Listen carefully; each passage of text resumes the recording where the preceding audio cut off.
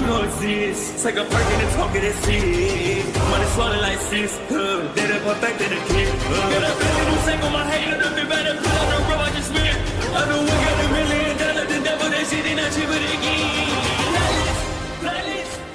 Hello and welcome back, fellow anime lovers, to MangaMuse. I am delighted to have you join us once again in the world of fanfiction and fantasy. This is the second part of What If Deku Enters Welcome to Demon School. Special note, this fanfic is written in a masterpiece of 616 MCU and Hazzard Overflow on FANFICTIONnet and AO3. Do check and support the authors too. Now smash the like, share and subscribe button for more. Also press the bell icon so that you never miss such great parts. Thanks for the introduction. Now let's dive into the world. Even after a few weeks, Izuku has never stopped being a joyous part of his life. Inko too, of course, but the joy of spoiling one's own grandson was a pleasure that could never be comprehended. That warm fuzzy feeling of giving whatever his precious grandchild desired was practically addicting. It was too cute for words when he acted all flustered when he gave him new clothes, notebooks of the highest quality, and some of that high-end expensive by human standards hero merch Izuku seemed to absolutely adore. His little green bean practically fainted when he was able to procure a personalized autographed poster of that all-might fellow that the human world seemed to go gaga for. Oh, if only Izuku would adore him in the same way, then life would be even more perfect than it already was. He really lucked out with the deal with that heartless fool Hisashi. Now he had a whole family all to himself, just like he's always dreamed.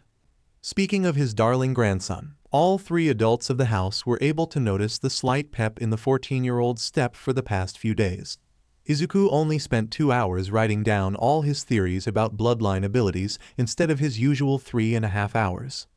And this morning during breakfast he was noticeably less freaked out by the demon food his mother had grown to love so much. The one thing that was almost equal to spoiling Izuku with hero merch was spoiling Inko with food, and his smile wasn't the shaky nervous smile when he first got here, but a more relaxed, natural smile that he had Opera immediately photograph. As he saw his grandson out the door for his daily walk to school, he noticed a certain jumpy demon girl waiting for him at the gate chanting his name. "Oh, I thought Asmodeus walked with you to school." "He does, sorta," Izuku answered a bit sheepishly. "He meets us more towards the entrance." "I can't really blame him. When you can fly, why bother walking?" The kid raised a fair point. "Should I bring the carriage then?" he asked, wanting to drive his adorable little grandson down to school. But he got the same answer he always got. No, it's fine, Grandpa. You really don't need to make a big deal out of it," he shouts, shaking in place. Such a humble little boy, to be young and pure. "Well, at least he and Clara are there to be with you, such good friends." He spoke, causing Izuku to flinch, shaking in place. "Friends? Are you sure you're not shooting the gun with that description?" Izuku rubbed his head, looking at the ever-cheery Clara. "Asmodeus talks to me, sure, but things are a bit weird, like there's a barrier surrounding us that stops us from bridging that gap. And Clara, well, I have fun with her, and she's happy to be around me, but can I really be friends with her?" This boy really overcomplicated things at times. "Well, I'm sure things with Asmodeus will sort itself out eventually, but as for Clara..." He directed his gaze at the cheery girl, already trying to climb the gate to get to her fellow green-haired companion faster. "Last time I checked, humans defined friendship as 2 or more people hanging out and enjoying each other's company. Are you telling me that's not how things are between you two?" Izuku blinked in confusion, looking over as Opera was now trying to block off the girl's attempt to cross over said gate. I don't." He looked very conflicted with himself. As such, Sullivan simply sighed and ruffled the boy's hair. "Why don't you talk about it with them later, see if they agree?" he asked with a smile. He merely got a nod in return, but it was worth it. "Now then, I'm off to the school myself. We have to finalize the classes after all. Ta-ta." And with his signature peace sign, the fingers extended to form 3 sixes, flew off into the air, excited for the news his grandson would bring home already. If only Caligo hadn't destroyed those hidden cameras around the school.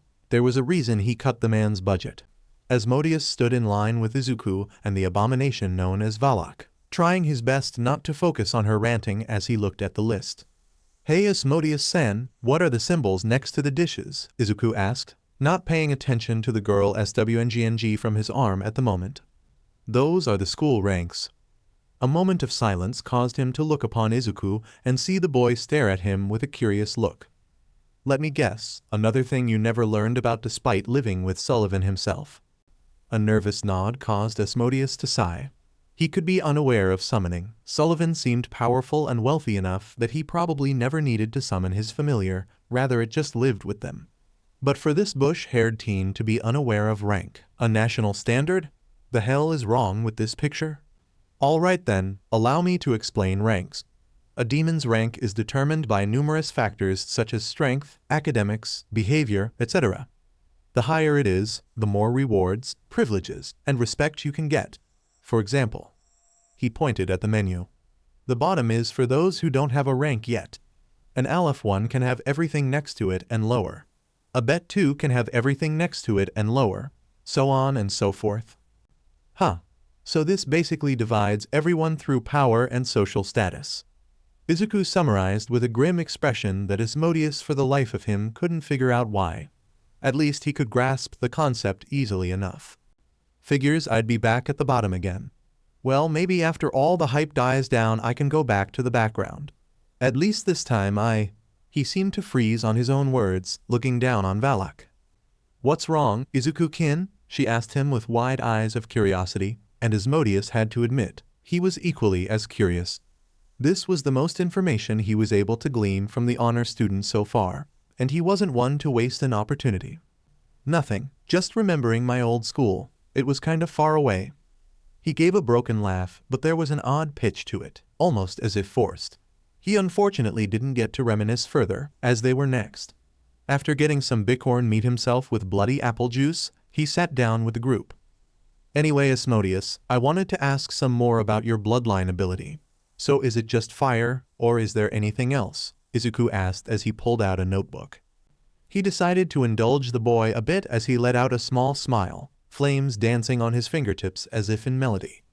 I can do anything I wish with fire as long as I have the mana to supply it, and the fire itself follows the laws of physics.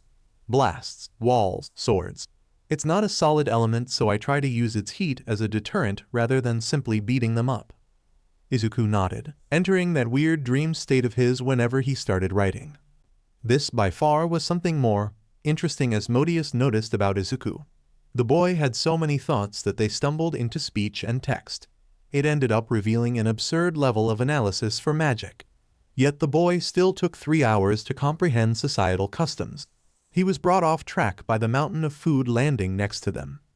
Looking around, he saw a group of upper years snicker and point, causing a frown on his face. Looks like someone needs to be taught a lesson.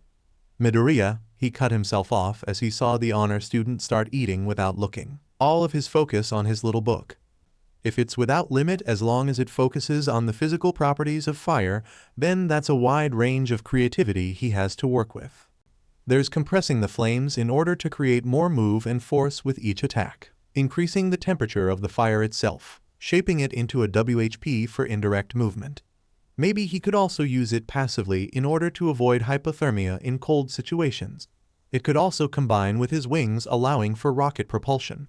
But that brings me back to the wings themselves. Are they biological in nature? Is there a sub-pocket of mana used for stamina? Izuku muttered as he idly ate at the large pile of food, which quickly began disappearing into nothing. Did you say something, Asmodeus-san? He looked over the now empty table. Did I eat my lunch without noticing? Where did all these plates come from?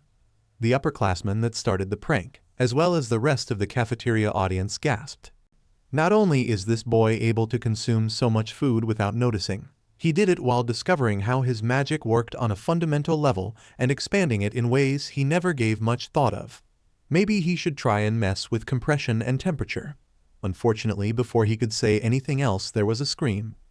Wonder what student is causing chaos this time, he muttered, far too used to the casual screams than he should be. I don't know. It can't be Clara because she's right. Clara's gone, Izuku screamed. SHT, they can't take their eyes off of her for 1 second. If he wasn't such a danger junkie, maybe they could just leave her alone, and he's already gone. Great. Azuki watched the chaos of the store take place, sitting on the sidelines as she drank sodas with her friends. Then again, it was strong to define sidelines when everyone gave that storefront a large berth. The Valak student was running around giggling as the shopkeeper tried again and again to stab her, as one does. "Did you hear that she's hanging around Asmodeus?" asked Kanatsu, looking completely uninterested as she texts on her phone. Seriously, those guys over in Jacopo are not going to respond to some cute pics. Really? What the hell did she pull to get him to do that? Blackmail? Sexting? Azuki asked in curiosity. Doubt it's the latter. Her body type would give serious implications. The girls all thought over Haruno's statement before shivering.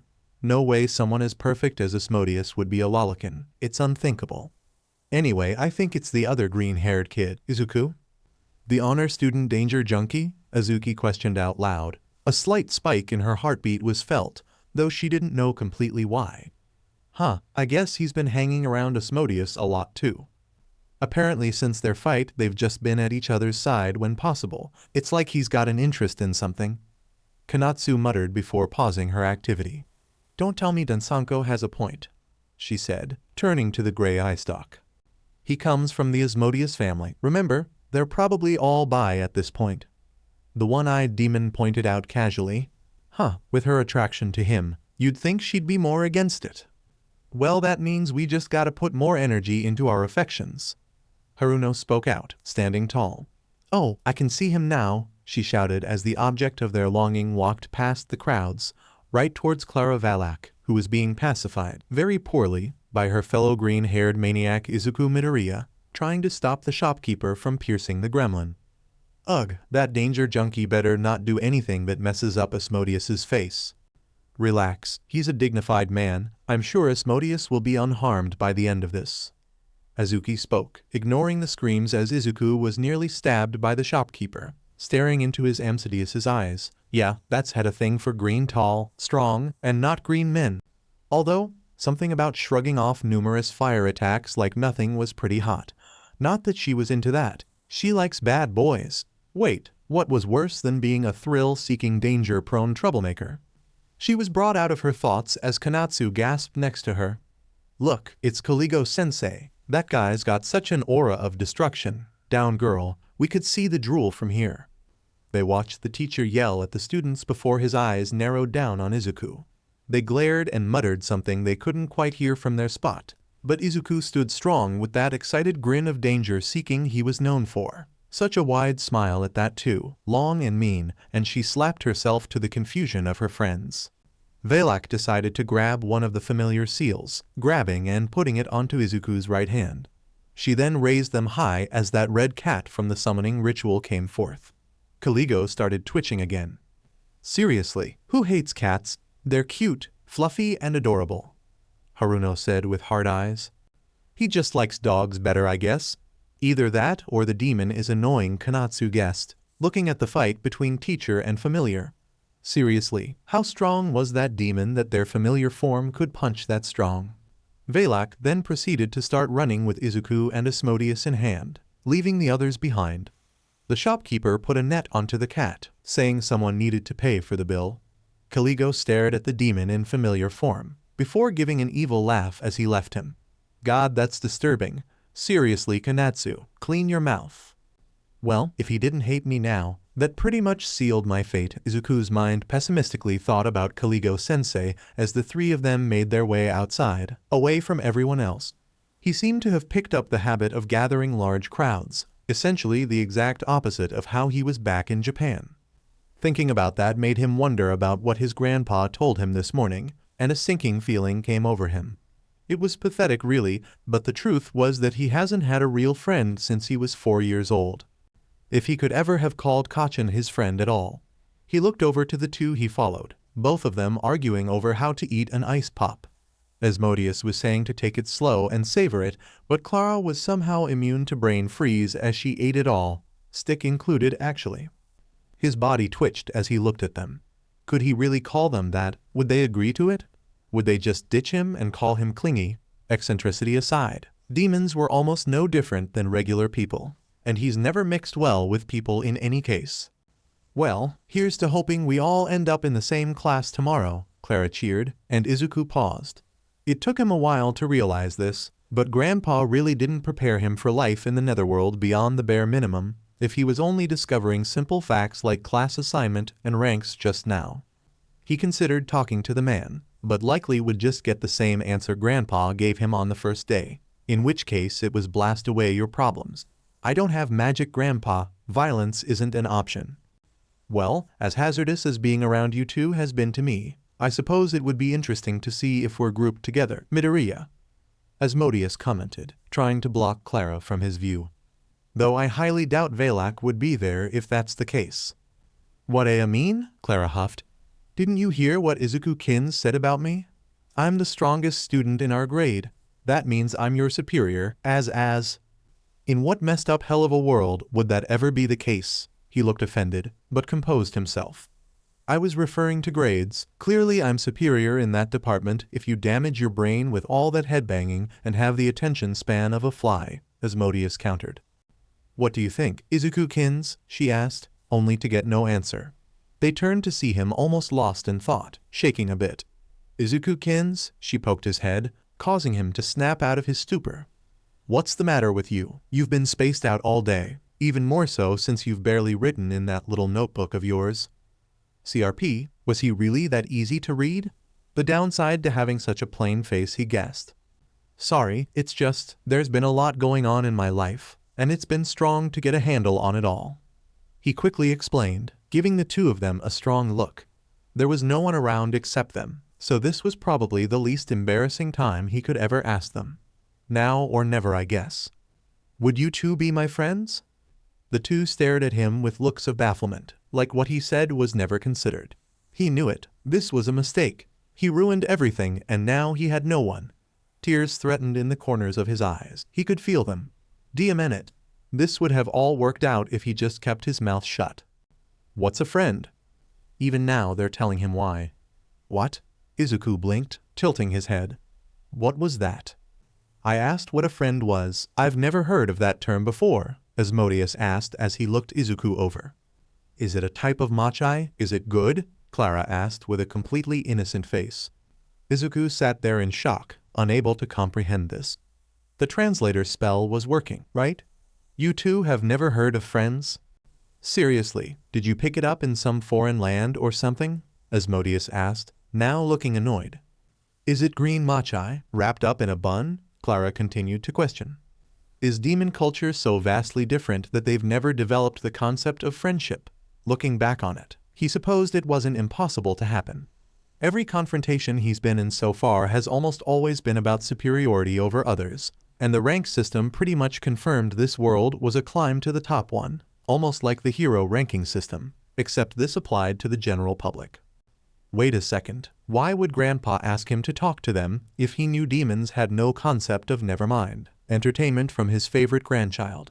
He kept his sigh internal, looking over the two, stumbling to find the right words.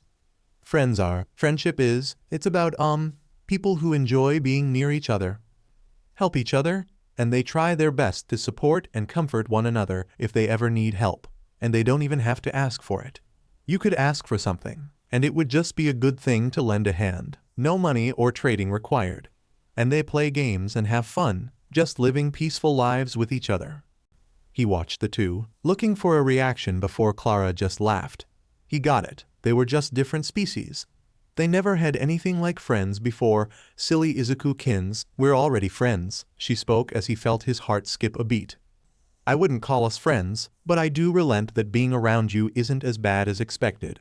I've gained some very interesting insight. Asmodeus spoke, tears working down Izuku's cheek. Thank you guys, thank you so much, he said through the flood coming down his face. Why didn't you tell me you had a water bloodline? Asmodeus shouted, being pushed back by sheer water pressure. That explains so much about our first fight. Wait, why didn't you use it against me? Don't tell me you actually enjoy getting hurt.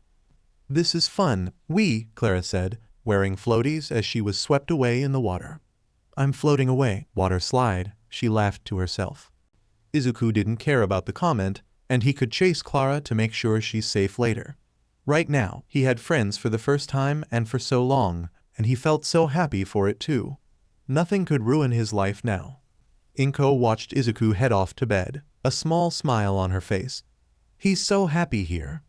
A few days ago, she would have assumed Izuku was panicking all over on the inside and just putting up a strong front as he usually does, but she was proud to be proven wrong. I guess living here really was for the best. One might call living comfortably in hell depressing, but she didn't care. Her son's joyful smile was more important than anything else. She glanced over at Papa, putting pictures of her child's happy face into a scrapbook. Surprisingly large. But what could you do in this situation? She decided to ask about his day. How was school, Papa? She asked him, the demon turning to face her with a wrinkly smile. Marvelous, my dear. We double-checked every student and teacher, making sure everyone got where they deserved to be. He chuckled. I even pulled some strings to make sure Izuku could get his wish of blending in the background. Now there was something they could look forward to. She had heard the school anthem from Opera-san. Not the most calming thing to hear first thing every morning. Really, how so? I placed him in the one class that everyone in the school overlooks, next to students that stand out way more than him, the misfit class. That was nowhere near as comforting as he was trying to make it out to be. Standing out in what way? Her tone was tentative. Just the normal demon things taken too far. Making SXL advances on other underage students, destruction of property, gambling that sent 7, sir. Thank you, Opera 7 people to the hospital, stealing valuables, cutting a teacher in half, the normal demon stuff. Every misdemeanor sent Inko into a minor panic attack. Are you trying to get my baby killed? Being yelled at by his sweet daughter for the first time, Sullivan sweated and slowly began backing away. It's all fine, Inko darling. It's not as bad as it sounds, and he's going to have his friends with him. And to double safety, I've even got one of my strongest teachers to double down on any trouble-making students, he assured her. She gave him a skeptical look. And which teacher would that be? She asked, staring into his soul with a look only a mother could give. Caligo Nabrius. He spoke with a bright smile. She recalled Izuku speaking of such a man before, and from the sounds of it, he wouldn't be much better. Fine, but if my baby ends up hurt, or worse, seduced by one of those harpies, I'll be hunting you all down, she promised, letting the man meep quietly before turning to Opera. Thank you for the meal, Opera-san. Are you sure you don't need any help with the dishes? Of course not. It's my job to make sure you're well cared for and comfortable. Their voice held a minuscule hint of mirth. You're such a good person, Opera, she cooed, patting their head, despite the feeling of Papa's stare. The minute twitching of Opera's cat ears that showed happiness made her heart melt. All right, people, place your bets. How many swords are gonna stab the next person to enter? Lied shouts, holding out a betting hat as people would put their money in. The honor student and his posse are the only ones left. I'm lowballing 16 here. Jazz, his fellow betting man, took his gamble. Even is the best way to go. 50 is what I'll place my bet on, spoke the lion-headed kid. Think his name was Schneider or something. He is very skilled. However, that must be taken into account. My humble self shall wager 30 honed blades to impale them, spoke the bundle of fur with limbs, Goman. Clara Valak is in his social circle, and he's already proven himself to be a true gentleman by taking Asmodeus's sword for the one he saved. Thus, I bet he'll take them all on by acting as a living shield. The owl-like guy, Kamui, professed. I say 90 blades impale the BSTRD. Everyone turned with mild concern at the white-haired girl with glasses, who just spoke in a very vicious tone. What? It's a gamble. She spoke innocently. Everyone decided to roll with it. The fateful moment arrived as the door opened, and no one entered. The swords went off and hit nothing, causing them to impale the floor and wall. Izuku came in a few seconds later and looked over the blades. Told you it was trapped, Clara. Just didn't expect there to be so much violence in this one, Izuku said, causing everyone to blink owlishly. How did you avoid them? Lyde felt the need to ask. It's not my first time entering the classroom on the first day of class, Izuku admitted sheepishly. Though, all the other times, they weren't aiming to kill me, I think. Haha, I was the closest, Jazz shouted. Everyone muttered as he took the money. Wait, were you betting on how many would hit me? Izuku asked as he paled a bit, Asmodeus now entering as he looked disdainfully at the blades. Well, of course, you're the only one with no sword scratching them, Lyde stated, leaning back on his tail as Izuku blankly blinked. almost as impressive as the guy who took all of them. That caused Izuku to get out of his stupor and look confused. Wait, someone else took them all? Like all 100 of those swords? Clara asked, playing with one of the curvier-looking blades and giving it a few test swings. Indeed, shouted an obnoxious voice. It came from the tallest, and by far the most muscular, student in the class. I'm disappointed. Where's the fire thou showed at orientation? He shouted. And where's your BLD? Izuku shouted with a scared expression. You have swords sticking out of you. We need a hospital. It was true. The man clearly took all of the swords, given the blades and hilts still sticking out of him. Ha! These little sticks. I'm so strong that I hardly noticed. He proves his point by popping them all out with a single flex. Only I, Sabnock Sabro, art worthy enough to become Demon King. Demon King? The honor student asked. Made sense why he would be confused. Not many demons had such lofty goals, especially those in the misfit class. Don't listen to him, Lyde decided to chime in. He's been going on and on about that ever since he arrived. We've learned to tune it out by this point. And so far, only 2 other students have reached the level worthy to compete with me. Sabnock spoke with a grin. Izuku Midoriya, the danger junkie who lives off of thrill, and has gained the most powerful of connections. He started, the boy giving his famous nervous shake. And Alice Asmodeus, the representative with powerful magic and who beat Izuku. He spoke in a suggestive way as the man twitched. Unfortunately, thou hast a weak but familiar to drag thou down. Flames started to slowly roll off of Asmodeus as everyone took a few steps back. Would you like to tell me how my Gorgon, one of the most powerful beasts known to demons, is weak? He asked with passive yet boiling rage. It's simple math, thy idiot. He spoke. I have a Kelpie, thou have a Gorgon. My familiar has legs, therefore, I am the clear winner. How the hell does that decide who's stronger? Calm down, Asmodeus, don't let him get to you, Izuku placated, getting close to try and defuse the situation. Oh, and here I thought the winner was supposed to be the servant. Clearly I was wrong.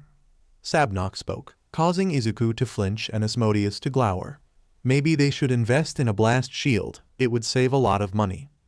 Hey, Az isn't a MSTR or servant, he's Izuku's friend, Clara shouted in, causing extreme bafflement in those around them, him included.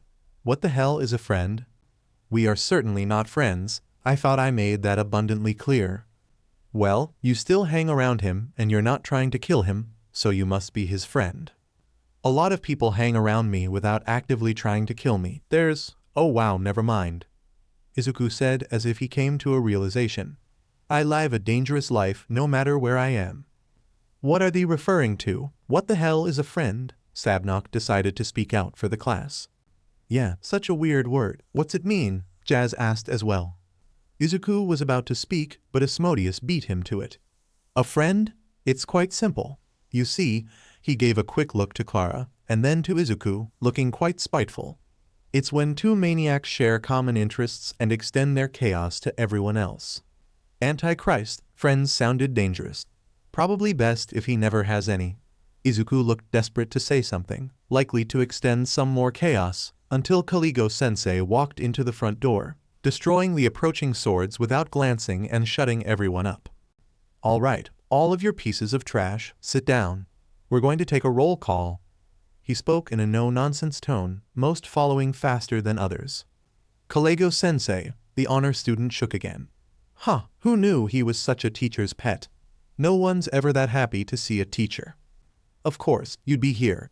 I wouldn't expect anything less from the grandson of that insufferable chair demon. The one student that likes him and that's how he treats him. Talk about harsh. That same demon who, because I avoided being forced to pay for your thievery, was absent during the assignment meeting and stuck me with teaching this classroom. Now that was more understandable. Lyde leaned back, going to play some Dokman on his lame boy. Nothing else interesting was going to happen anyway, right? Apparently he was far too into the zone, because the next thing he knows after capturing a Charaiking, they're on the top of a mountain. Izuku's day was a gradual one. Misfit class was okay, he could deal with the crazy as long as he kept distance, and would get to be with his friends. Then he was almost killed before he stepped in, saved by experience with people pulling pranks on him. Seriously, the wire was obvious, just not the magical reload. Caligo? He could not deal with that man. Every second he so much as glanced in the general direction of him, he cowered internally. He definitely looked like a man that was out for BLD. Izuku could only hope teachers weren't allowed to kill the students, because the chances of that being possible here were way too high for his liking. Now then, to determine your rankings, you'll be crossing the mountain range to reach the flag at the end. He pointed to a series of rocks reaching up to the heavens themselves, or in this case Earth. It was strong to tell. There was a red sky and purple moon, but everything else seemed normal. Then again, he lived in hell now, so normal was probably not on the agenda. I'll let the abomination explain. Caligo said, bring up the pink screen from the summoning ritual. Hello there everyone, we're going to get into how to cross the mountainscape. The cute pink peach thing exclaimed, making Caligo's eyes twitch more and more violently every second. Warbling Valley is a bit longer, but it's safe and comfy so no one has to risk any form of danger to themselves. Then there's Cutthroat Valley, filled with dangerous traps, natural disasters, and horrible giant monsters. They even have a guardian who's super strong, but the course itself is super short. We should probably avoid the Cutthroat Valley. We're too new, and it's likely littered with lots of threats, Izuku suggested, internally screaming as the casual mentions of natural disasters. Maybe his wing theory wasn't far off considering it was just that common. Wait, you can actually exercise caution? Asmodeus asked in disbelief. And here I thought you had no understanding of such a word. He would be more offended if the rumors weren't what they were. Cowards, I'll be taking Cutthroat Valley head-on and destroying the obstacles in my way, shouted Saburo loudly, causing Izuku to involuntarily take a step back. The whole rival talk just pressed all the danger buttons in his body. Okay then, let's all get along, were the last words of the cute screen before it was once again launched into a crater courtesy of Caligo's foot. Maybe he should talk with Grandpa about giving the man a raise, it would lessen his chance of death. Just a last-minute reminder, Warbling Valley is the only viable option for any of you. Caligo ignores Sabro's complaints like the taller teen wasn't there. The guardian of Cutthroat Valley has been in a mood lately. Any encounters with it will lead to certain death. Now go. The gates opened, allowing them to start. Izuku ran on the command of go. If his rank was too low, he'd be picked on like his old life. However, just something average would allow him to be okay and not be put on this weird pedestal everyone else put him on. He probably couldn't reach the top of this world even if he tried, but that didn't mean he should settle for the bottom either. He kept focus in front of him, barely registering Asmodeus flying by him, or Clara, or that Sabnock guy. Now it was starting to register in him that everyone was flying. And in that moment, Izuku came to two horrifying realizations. The first being that this was a flying race for demons, where everyone was expected to fly on instinct. And second, he was human. A normal, quirkless human that was incapable of flight. Maybe I ka-ag, Izuku lost his footing, having stepped off the cliff and began falling to his doom. Once again, being quirkless has made his life infinitely harder than it should have been. Okay, so maybe in the long run, he might have come across as too forward in his advances with the fairer sect. And being in the misfit class would definitely hurt his chances from here on out. But Kamui was not one to back down easily. He might have looked like a tiny owl demon on the outside, but on the inside was a man whose passions reached to the skies above and beyond. Right beside him was Lyde, who was far more busy focusing on the game he'd never taken his eyes off of since the start of class, and Paisro, who instead of using his wings to fly, rested easily on a cloud taking a nap, hardly caring about anything around him.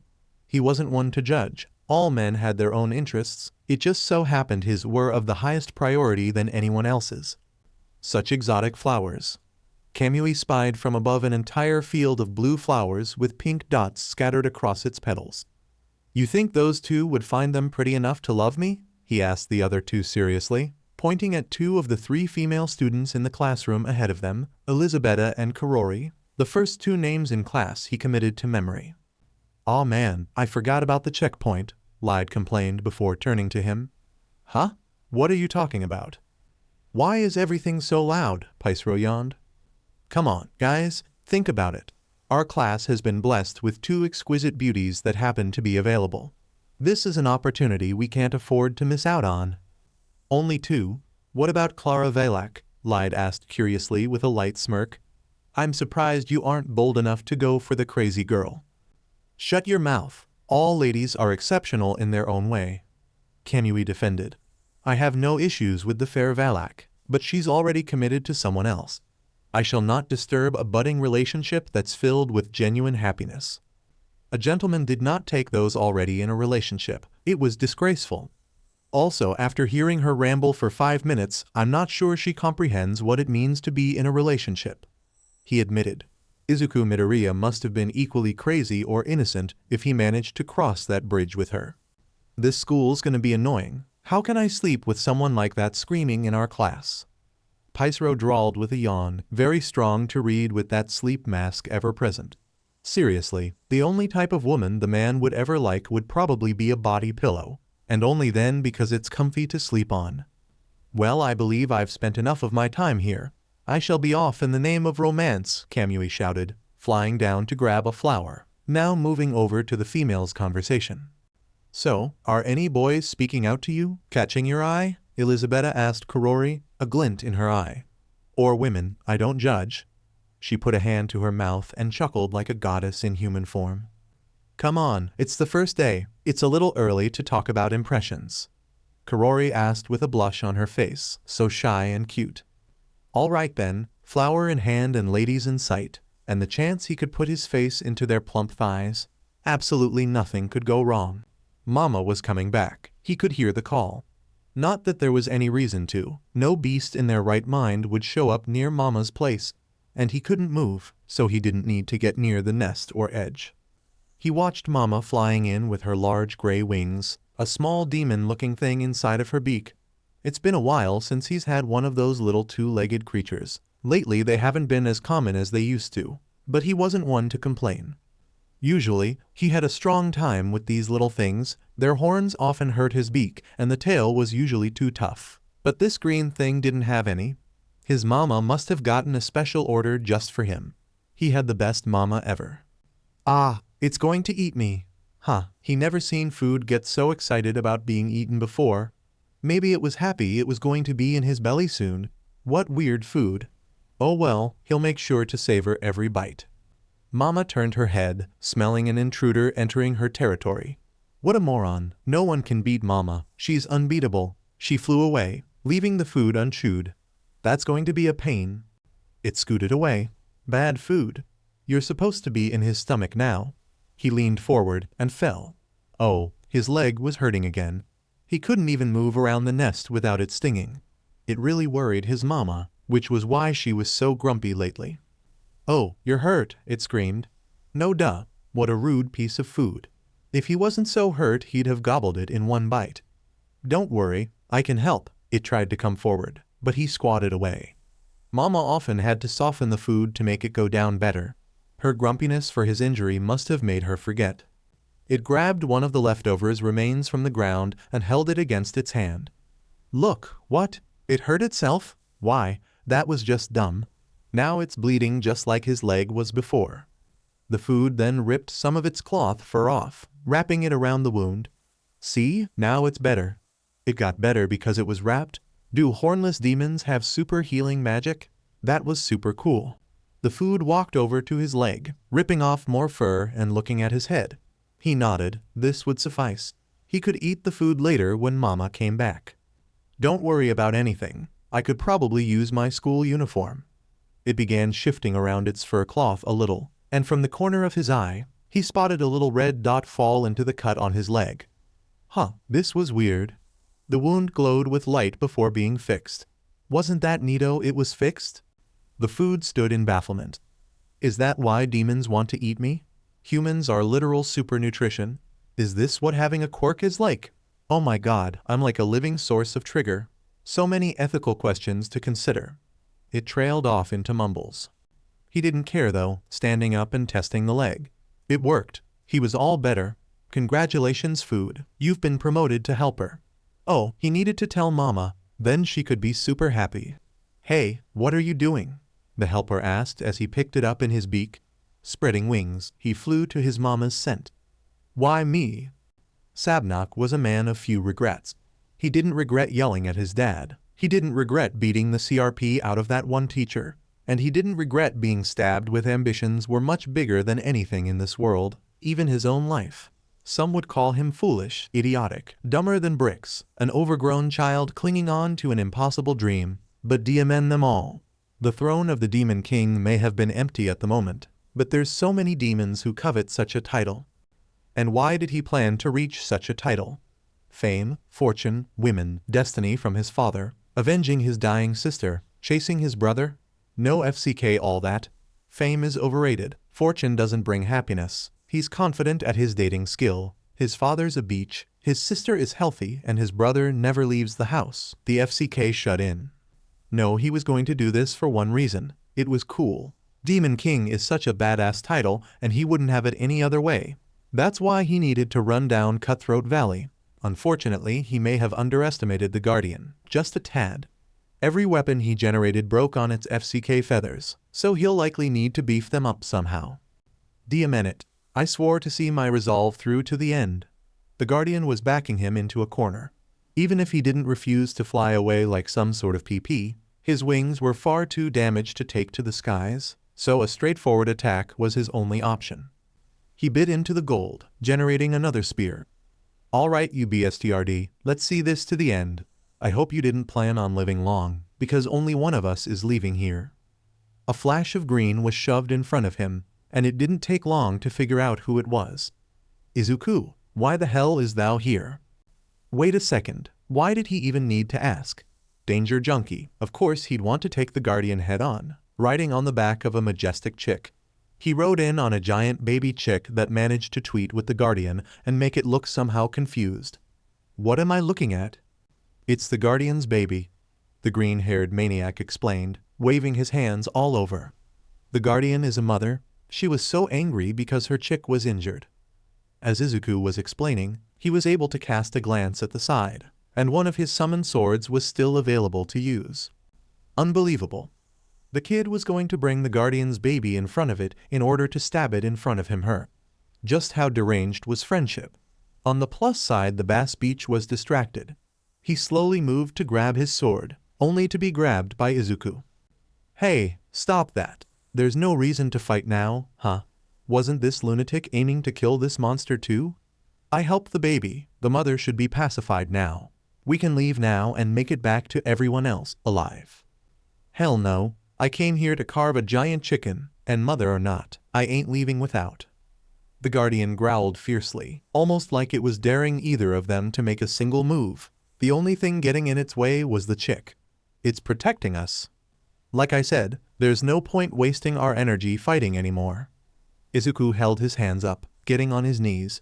If you want to make it out alive, show that you're willing to make peace, he said, pleading almost.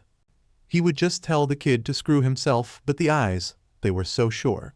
This kid was willing to abandon any form of attack and make himself seem defenseless because he somehow made friends with the baby. How did he even do that? It was insane. Looking back on it, he thought about the fight with Asmodeus. He initially assumed the little runt just had great fortitude and pride, tanking all of that pink BSTRD's fire, but recalled how he never made a move until the blondie was in danger.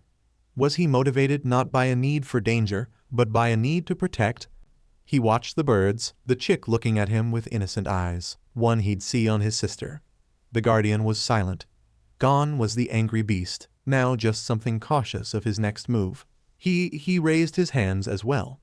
They waited for a few tense seconds before the Guardian laid down on the ground, relaxing as well.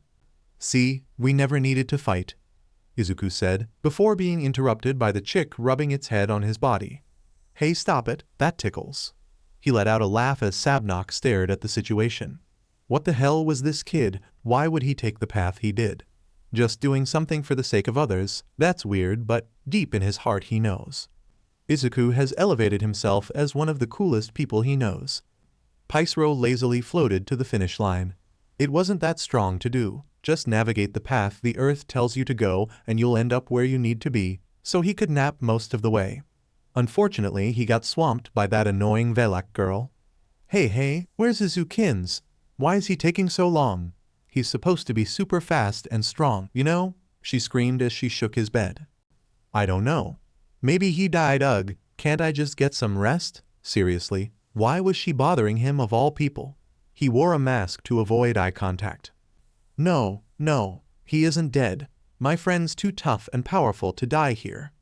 Speaking of which, Sabnock isn't here either. Assuming he kept going on his route towards Cutthroat Valley when we last saw him, he probably ran into the Guardian. Asmodeus pondered on. Great, more people talking.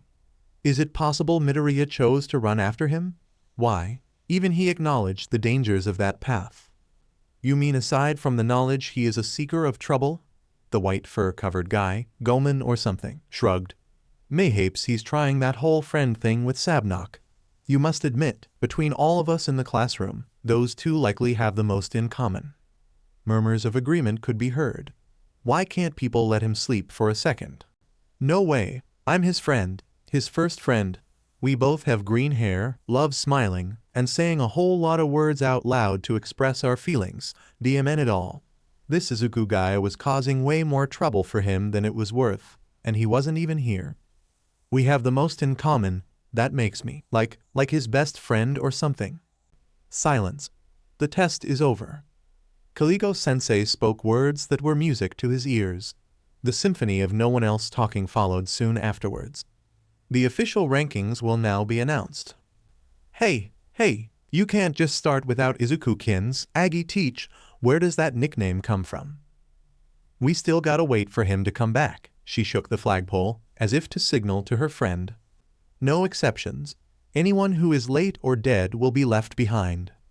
After he said that, a harsh, fierce wind came over everyone. Aw man, now it's going to be impossible to sleep now.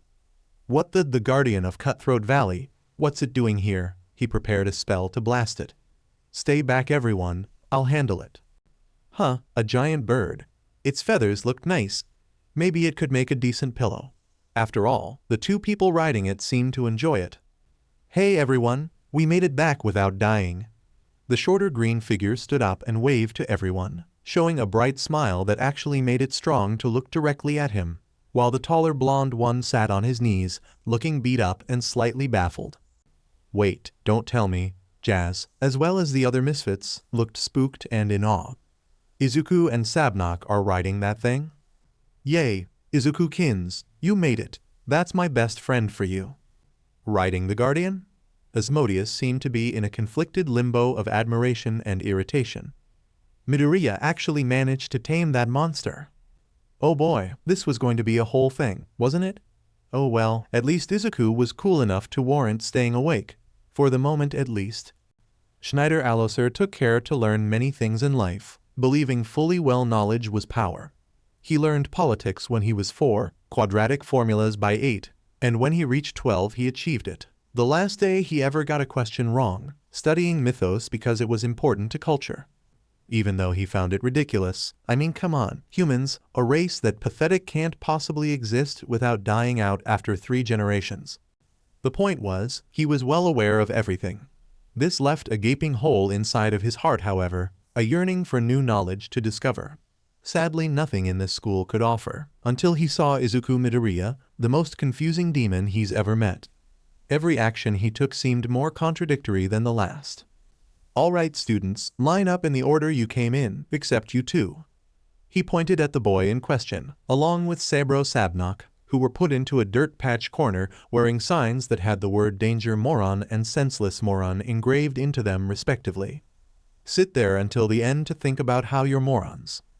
And that they did, Sabnock looking more introspective and calm than he had ever seen before, as if he was considering something he just saw, until Clara Valak started to throw rocks at him. What the heck, brat?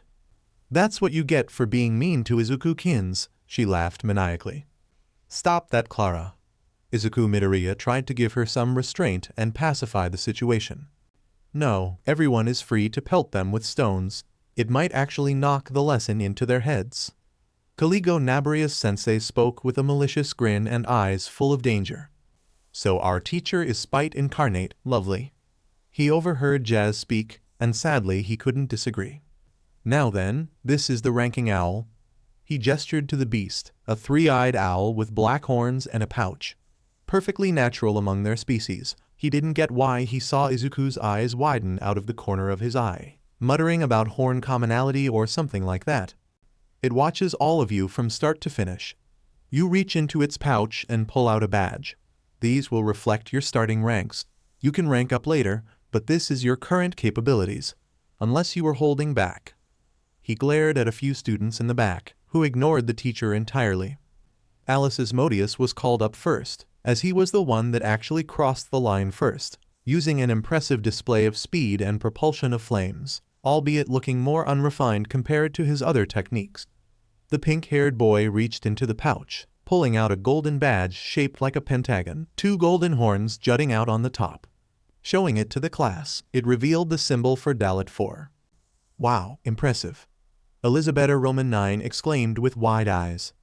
Thine is truly the strongest in our humble classroom. Gomengarp spoke while waving his hand around. Sabnock likely would have said something if not for his current conversation with Izuku Midoriya, something about rivals and cool. He could listen, but the rankings proceed in terms of important information. The commotion made sense. Dalit 4 wasn't meaningful per se. The crazy part was that it was an average among adults, meaning to have it as a mere first year proved exceptional talent. Usually first years were only Aleph 1 or Bet 2. After that there wasn't much fanfare, simply divided into one of 3 groups. The first off, the Aleph 1 group full of unmotivated students. Gomengarp, who was busy talking to everyone rather than making his way through the track himself. Kamui came, who was busy screaming in joy as he was kicked by the 2 female students. Pirko Agars, who was simply napping and letting his magic guide him here, which is likely the only reason he's here at all. Lied Shax, who was gaming on his Lame Boy the entire trip, and sadly himself, who was busy taking note of the fascinating environment for later. Next was the Bet 2 group of average students. This consisted of Karori Croxel and Elizabeth Roman 9, who both simply had a conversation to pass the time as they flew ahead of everyone. In all honesty, it was surprising Kamui Kane didn't share the rank for making it there with them. Also there was Soy. That's strange, he can't remember that guy's last name. Finally, the Gimel 3 group of decent students. This included Jazz, who wished to congratulate everyone who made it with a pat on the back as he stole a dollar bill from their pockets, and surprisingly Velak Clara as well. I refuse. How in the world did she get Gimel 3 of all ranks? She didn't even fly, Asmodeus. Yes, I did. I was riding on you as, she defended with a smirk. That doesn't count. You need to do it on your own merits, he yelled. Apparently luck counts as an own merit to the ranking owl. Now settle down. Morons, you're up, he shouted to the 2 students. Sabro couldn't have been more annoyed at this moment. After finally discovering his one true rival in this school, he had to endure the mockery of the weaker students as they were given their ranks first. What sense did that make? The honor student does the coolest stunt within the first week of school before even being ranked, and that apparently deserves ridicule. It was that DMN teacher's fault. Adults could be so disrespectful. However, his annoyance was downplayed by his thoughts as he made his way to the ranking owl. What did he do, compared to the actions of the honor student? Go where he was told not to and pick a fight with an angry mom trying to kill him for being near her child.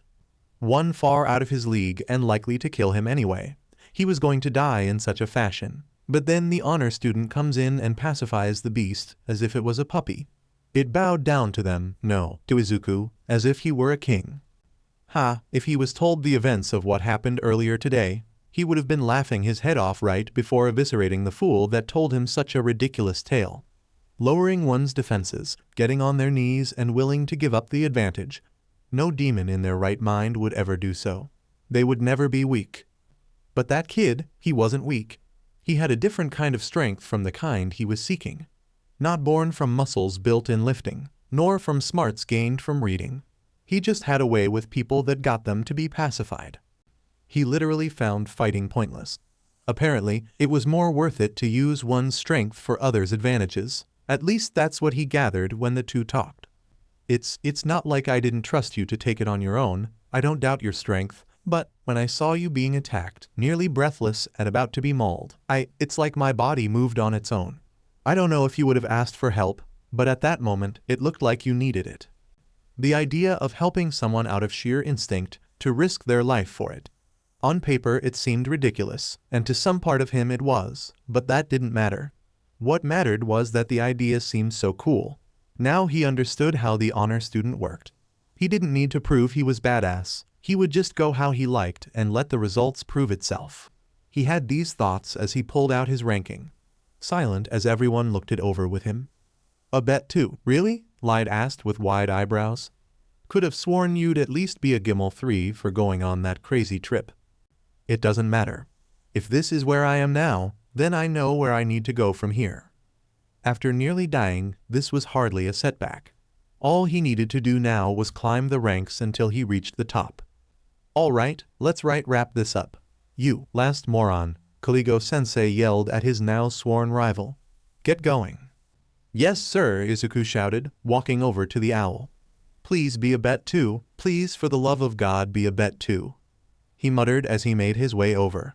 With how his own ranking went, guess it wouldn't be a surprise for it to be that low, unfair as it was.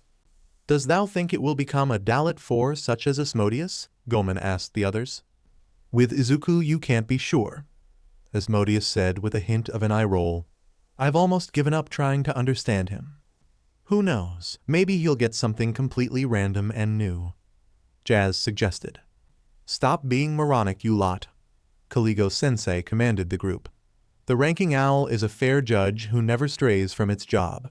Never in the 5,000 years we've relied on it has it failed us in any way or form. Their kind even took a vow of silence, never speaking to anyone for any reason. He was interrupted from his lesson lecture as the very owl began to scream at the top of its lungs. Kaligo-sensei's eyes began erratically twitching. Or the honor student gets to ruin my day once again. Calm down, it's okay, there's nothing wrong, unless I'm doing something wrong, Izuku shouted as the owl flew away. Wait a second, I never got my rank, he shouted, hand raised at the bird. A hand that now supported a very odd object on it. Huh, how'd this ring get on me? Everyone stared as Sabro remembered a tale. The only type of story his dad told him that he truly enjoyed, the kind that involved the Demon King. This one involved the prophecy, the fortune of the next Demon King to walk the lands and replace the missing king. He shall make one and all his loyal subjects. He'll make BLD pacts and heal them all. He'll descend from a foreign realm and wear the sacred ring of Solomon on his right hand, words that were forever engraved within his mind. He then replayed the events of the last few hours in his head, everything that Izuku regarded. He walked up to a ferocious beast and tamed it. His left hand was bandaged, and he said the baby beast was injured.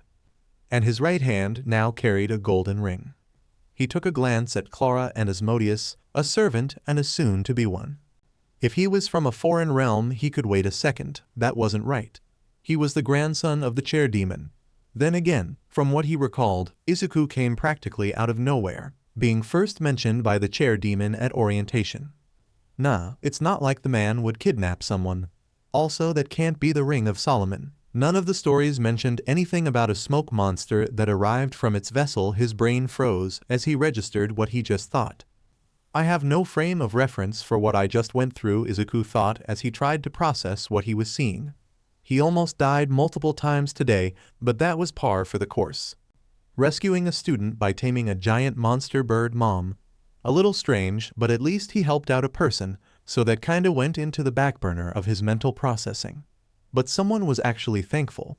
That same person bowing to him and respected him enough to be their rival. Now that was unbelievable. Almost more unbelievable than the eldritch abomination now attached to his finger. Made out of nothing but dark green smoke, it made a noise of some form of groaning. It looked at Izuku, frowned like it was disappointed in something, then started to scream at the top of its lungs. A little annoying, but it wasn't deafening. At least to him, apparently everyone else had to differ.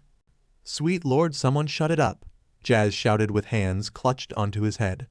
It's like every bad noise I've ever heard rolled into one, Kamui screamed out. Izuku, if you don't stop that thing I'll burn your finger off, Asmodeus threatened. That got Izuku motivated to stop it. Okay, this thing, whatever it is, woke up upset. Maybe it needs to be put back to sleep, he suggested. Does anyone know a lullaby? He asked as he began trying to pet and rub the smoke. Oh, I do, Clara ran up to the culmination of everything dark and foreboding. Sleepy, sleepy, sleepy times. Once you roll into bed, you'll never wake up again. Bye-bye, Betty, baby, bye-bye. She sang in a terrible off-key tune that made Izuku somehow wish to hear the smoky thing rather than her for once. Oh, come on, shut up, Velak. You're just going to make it worse, Asmodeus protested. Today obviously wasn't going to improve either of their standings with him. No wait, I think it actually likes it. Jazz pointed to the creature, who was dancing. How was that the weirdest thing he's come across in this world? He's seen talking shoes that say they're fine in voices that don't belong to mortal ears.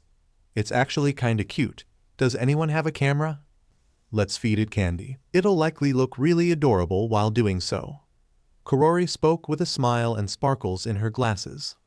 Don't enjoy yourselves, you idiots. Weren't you just screaming in pain from it a second ago? Kaligo-sensei tried bringing some sense back to the class. Keyword, tried, if it had any to begin with. Do not worry, Kaligo-sensei. For I, Sabnock, shall take on this pathetic little... The creature glared at him, and Sabro suddenly started wobbling in place. What the heck? I can't feel my power, he screamed, everyone turning in shock. Did it just steal his magic? Light asked. The thing then went to one of the bronze buttons on Izuku's coat and bit down on it, sparks and energy making an axe 3 times its size. Ask fate a question, it stabs you in the ball. He replied in the face of the threat. The horror started SWNGNG it around, obviously aiming it at the others. Everyone ran away in fear, except for Clara, who ran in joy. Not exactly different from her version of playtime, to be honest. If the threat of being incarcerated for murder didn't threaten his well-being so much, and they weren't in danger of injury or death, he might have found it amusing that something so tiny was chasing around his class. Hey, stop that! The little spawn of darkness looked conflicted, looking at the other students and back at him for a while, before dropping the axe and making its way back to Izuku. A light, I can control it to some extent. Good thing you can at least keep your own magic under control. Asmodeus walked up to him, trying to gauge the creature. Now I'm pretty sure I can. The smoky monster gave one glare, and Asmodeus began to stumble where he stood. What? But I hardly did. The glare became harder, and Asmodeus actually fell to his knees. It looked like it took a lot of willpower not to fall flat on his face. Asmodeus-san, are you all right? No, I'm perfectly fine after having such a lovely creature steal my precious magic. What do you think? The yelling was enough to repark the creature's anger as it began spewing fire from its mouth. Don't use my own magic against me. I swear on my life I don't know how this thing works. Izuku, calm down and let me see it. Kaligo-sensei came up to him and spoke in probably the most caring tone he's ever heard him speak. I'll just take a closer look and... A sudden foreboding aura was felt between the demon and the human the moment the teacher touched his shoulder, making Kaligo back away in fear, looking even more scared of him than of Opera. Sensei, what's wrong? My arm, I thought it vanished.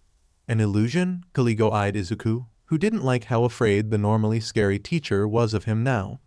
No, it was threatening me. The man raised his arm high. For the record, I apologize in advance. You shouldn't have had your potential threatened so shortly. Izuku was well aware there was a level of power, far, far beyond his capability. Even with heroes he experienced the gap. He just never expected to see it widen even further in a demon. For he did not avert his gaze, he did not avert blank at the sight before him. It simply shifted. One instance the man's arm was raised, the next it's frozen halfway to Izuku, stopped only by an index finger. His mind hasn't even processed the sight before him in full before he heard scolding. Kaligo-kun, what do you think you're doing? Cutting off student limbs like that isn't how a teacher should act. Grandpa, you're here. He wasn't fully aware of what Kaligo-sensei was about to do, so seeing Sullivan stop him right before the mutilation was a huge relief. Of course I am, dear boy. I heard a scream I haven't heard in forever, and I had a feeling that you may have needed a little bit of help. More than a little, actually. Izuku sighed and watched as the ring monster gave its intense gaze to his demon grandfather. Watch it, it'll... Sullivan simply smiled, patting the creature on the head, which began to wobble as if drunk, clutching its head as if it had a hangover. It was quickly SCK up back into the ring with a pop as people stared. The envious taker ring, able to steal others' magical capabilities, but it has a tendency to seek its capacity. Luckily I hit that right away by simply existing. He laughed as other students stared in a mix of awe and horror. That sounds pretty intense. He was glad for the explanation, but a small part of him still held some worry. This ring, it just took whatever magic was available without regret, stealing something these people have had all their lives. He briefly recalled an old legend of a quirk-stealing villain that ruled Japan from the shadows, and his heart sank all the more deeper. What if it goes out of control again? What if people actually get hurt? Wait, if it's stolen, can I give the magic back? Don't tell me I've left them magicless. There has to be something. His rant is cut off by a chuckle from his grandpa. Relax, Izuku-kun, when we get home I'll fix it all right away, he assured, now approached by Kaligo-sensei. Speaking of, would you like to explain how he came into contact with such an object from the ranking owl? He asked with a minor glare. The rank owl is known to leave surprises for anyone every once in a while. It'll be fun to see where this all goes. When you've lived for millennia, oddities are bound to pop up on occasion. That doesn't exactly help Grandpa. Izuku wondered if Sullivan enjoyed being intentionally vague about important details, or if he was just forgetful with old age. Oh, and by the way, once the ring is put on, you're stuck with it for life. He spoke without a single ounce of worry. How am I going to wash my hands? Izuku asked as he stared down at the ring. You clearly have bigger concerns, screams Asmodeus. Now gather up everyone. I want to take a class photo so I can add it to the scrapbook. Asmodeus's concerns went ignored by the chair demon as the rest of the students decided to comply, happy to put the last few minutes behind them like it never happened. All right, let's take memories for how the rest of the year will be, Lyde cheered as Kaligo let out a groan of despair. Now everyone say Divi, Sullivan cheered, making his 3 6s hand gesture for everyone. Divi, the class copied, all the while Izuku gripped his right hand, wondering if this was going to be a problem now, almost forgetting one important detail. Wait, I never got ranked. It may have barely been the first week of school, but that hardly stopped troublemakers from running about making life difficult for those that strove to be exceptional demons, and thus Amory had to work twice as strong, maybe even 3 or 4 times harder, than everyone else to keep the peace within the school. If some students were arguing, she would do everything she could in order to de-escalate the situation at hand. If some delinquents wanted to cause pain on others, she'd either threaten them to stop or remind them why they should listen to her threats to begin with. Ma'am, the execution cannonball regulations that need approval for the day. Smoke greeted, handing her a large stack of papers. Thank you, Smoke, you may leave, she said. The purple-skinned girl nodded and walked away, leaving Amory alone. She started to trail off her thoughts, letting them wander over to the current misfit class. The list of danger they presented to the school was immense, as the reason they were usually sent there. But this year seemed to be an even bigger list than the one before. How the heck are 17 limbs broken playing a game of poker? The most notable had to be Izuku Midoriya. Everywhere that boy wandered, something disastrous happened. Forbidden chants, fights, demons as familiars, Clara Valaklis spoken on that one the better, causing trouble with the shopkeep, going into Cutthroat Valley, and now the awful screaming that ruined everyone's ears. She rubbed her own, phantom pain throbbing in agony. Apparently the official story was that he got a ring that hasn't been seen in ages. Just his luck, right? No one could be this outrageous by sheer accident. He had to be a MSTR planner, or simply abusing the power of his grandfather. Speaking of, she had suspicions. He was oddly passive compared to his people. He never gave an active display of casting magic that wouldn't be caused by external sources. There were no visible horns that rested on his head. And according to rumors, he liked to train by walking to and from school, the ridiculous length that seemed overkill. She wasn't one to question or doubt one demon's drive or ambition, but this whole series of chaos was just too suspicious to be ignored. Her father had instilled certain instincts within her due to the nature of his work, and it was because of this work she knew the truth about the world, the undeniable truth that humans were in fact real. Others may mock her, But the fact was that only very few high-ranking demons were aware of their existence, that for years, humans have made contracts with demons involving longing, mainly by summoning the most powerful of their kind to the human world. Rarely, if ever, would you find a human in the netherworld. It got even stranger after, according to her father, the incidents known as quirks started to appear. It allowed humans to look strange enough and demons to look normal enough to blend in with each other. You literally couldn't tell each other apart bearing a few common factors, and the powers they got could rival that of magic itself. It's too coincidental. The chair demon, one of the few truly aware, happens to bring his so-called grandson out of nowhere and begins causing untold amounts of chaos around him. She had no idea what the intentions of this Izuku Midoriya were, whether he be a hapless victim of the chair demon or a deranged madman seeking endless calamity, but whatever the case, there was one solution. I must confirm my suspicions and report him to the proper authorities if he turns out to be human. However, first things first. It was 12, lunchtime, where Amory was able to be alone without any interruption. She made it plenty clear that she was to be left alone during this PRD, or she would give the victim 30 laps with a WHP. She moved over to the bookshelf, pressing on a magic seal hidden under some books, until a loud click was heard. A deep breath, an exhale, she prepared herself as she opened up the door to her most beloved possession from her papa. The only of its kind, an existence that is contraband to the world itself. The forbidden texts. She spoke in a barely audible gasp. She couldn't understand a single word that was written, but going by the images alone, it was truly a fascinating insight on how humans operated. She opened up the first tomb with a smile, the first few pictures demonstrating a schoolgirl running and bumping into a male student who raised his hand out to her, thus activating the strange phenomenon of inducing red cheeks and a clutch on her chest. Maybe it's an attack, or a form of mind control. Oh, how she longed to know what these letters meant. Opera was silent as they drove the carriage. Seeing how it was a straight trip with very little going to threaten an aura like the one surrounding them, they chose to idly listen in on the inside, wanting to hear the conversation. "Are you enjoying the ride, Izuku-kun?" The voice of Sullivan was familiar with its usual source of cheer. "Honestly, it feels a little much, and I'd rather not stand out more than I already am." The nervous voice of Izuku was also familiar by now. "Well, worry not. With this modification, your ring will no longer actively attack people. I'll need to gather some parts from a few of my contacts to make it perfect, but you're no longer in danger of harming someone." The fact Sullivan was absolutely not worried about a single thing was baffling, especially after Inko gave him quite the earful for it. "Thanks, Grandpa, that's a relief to hear." Izuku's gaze hardly left the ring that was now permanently attached to his finger. "It was so terrifying yesterday seeing that smoke creature steal my friend's magic and attack everyone." It was weird, Izuku's voice seemed conflicted. "It was the first time I've ever had anything resembling a quirk, and it nearly kills everyone. So much for being a hero. Come now, Izuku, you can be whatever you want to be, I guarantee it." It was true, he's seen the man have plans for Izuku to become the Demon King, the President of Japan, and the top hero of the World Hero Association all at once.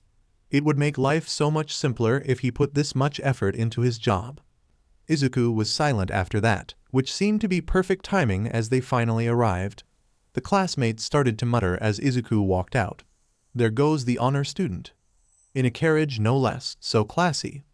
What do you expect with someone that powerful in his family?" Each one caused a violent shaking as the boy in question was getting out. Now to do their job as a butler, and roll out the silky and sparkling red carpet for them to walk upon. "Opera-san, why did you feel the need to do that?" Partial order, partial humor, partial subconscious sense of servitude and making things grand. Their reply was interrupted as Alice Asmodeus walked up. "Izuku, I see you finally chose to ride rather than do your training routine. I get it in all honesty. You wish to become stronger, but who needs that much muscle power on their legs? If I could have walked, I would have, but Grandpa can be rather persistent." The youngest Midoriya groaned. True, Sullivan's puppy act lasted all of breakfast to the point that Inko told Izuku to just indulge the chairman. "I don't do well with all the staring." "Izuku-kins," another newly familiar voice, one that has caused them to buff out the front gate one too many times from teeth marks. They all turned to Clara, who was now rolling herself on the red carpet. "You brought a toy. This is so fun," she laughed, quickly becoming a massive bundle. "Would you stop messing around? You're making a bigger scene," Asmodeus groaned. "Not before I perform my special move, Red Missile," shouted the Velak, ramming the representative student in the stomach with enough force to send him flying. "Your best friend seems as lively as ever." Opera did not envy the young lad. Sullivan was a bit much to handle on his own, but Clara Velak was like 5 mini Sullivans if they spent 2 hours drinking nothing but coffee. They prayed for all those standing in her way on the day the little Velak girl discovered caffeine. "Now then, Izuku, I got us a hellphone plan." Sullivan handed him a purple phone with horns and a tail-shaped keychain on it. "I'm not quite sure how to use it yet, but now we can communicate whenever." "So wait, did we rip off you guys or did you rip off us?" Izuku asked, confused about how well copyright worked between worlds. "And have you guys always used technology, or is it run on magic?" "Wait, would that count as techno-magic? Machines that can function with specific spells and runes?" Opera was surprised to learn that Izuku's immense analysis and babbling was not one of those quirks like his mother's limited levitation. "Well then, I'm off. Do try to stay safe, my darling grandson." Sullivan flew off to his office, making a big show for the small audience that gathered around the red carpet. "How do you deal with it?" Izuku asked them. "Catnip and determination." Opera spoke honestly. "Now then, I shall go and fetch the carpet before your companions destroy it. I wish you a good day." And with a crack of their neck, they got to work. Resting on a chair, Goemon watched his companions in the class, soon to be part of his 100 allies. He was making good progress on Paisro, walking the boy into class when he would have been late sleeping in. That was step 1 of his stratagem completed. Now he needed to refocus it onto these unknown people, and wonder how to make them allies as well. Kamui was quite frankly a bit of a scoundrel. He had heard rumors of his debauchery on the fair maidens of the school, and the miscreant certainly lived up to the low expectations he had set forth. However, they had a strange code they followed, being one with manners and formality despite their current way of life. How confusing. Lyde was a bit more tolerable, if a bit ignorant of his surroundings. How one could waste so many hours on a little contraption during such a vital PRD known as homeroom, he'll never know. Jazz was a man who knew how to form bonds and gain trust. Truly one who understood how to act around others. However, which parts were genuine and which were fake to get an object were about as easy to tell apart as a flipped coin. Elisabetta was another gentle soul. Sweet and caring, almost motherly to all she met. It made him feel warm inside when she thanked him for one of the treats he forged for his companions. However, her eyes almost seemed to disrobe him whenever gazing, something Goemon found quite unnerving. Schneider was actually quite the well-educated fellow, one that he managed to have such an enlightened conversation with during their little excursion through the treacherous valley. His vastly superior mind was quite amusing to witness in practice. Karori was a quiet and delicate flower compared to the more rambunctious classmates. She was actually the least rambunctious out of their little collective, being more slow to speak and act than anybody else. One may almost forget she was around, as terrible as that may sound. The only thing that one could call uncanny about her were the intense glares of contempt she held towards the honor student, Izuku. Whenever he was around, she seemed to be filled with an evil not found in most souls. Speaking of, the boy in question was off limits. He may look like a trustworthy companion in his eyes, smart yet nervous, and bundled with energy, but he was friends with someone. How could a friend ever become a valuable ally? One with the terror only known as Valak, and now with the class delinquent. He suspected the tiny green boy was slowly amassing an army of the most unpredictable students of Beyblades. He would be less worried when one thought of how long that would normally take, in which one could easily stop the movement before he came to full power.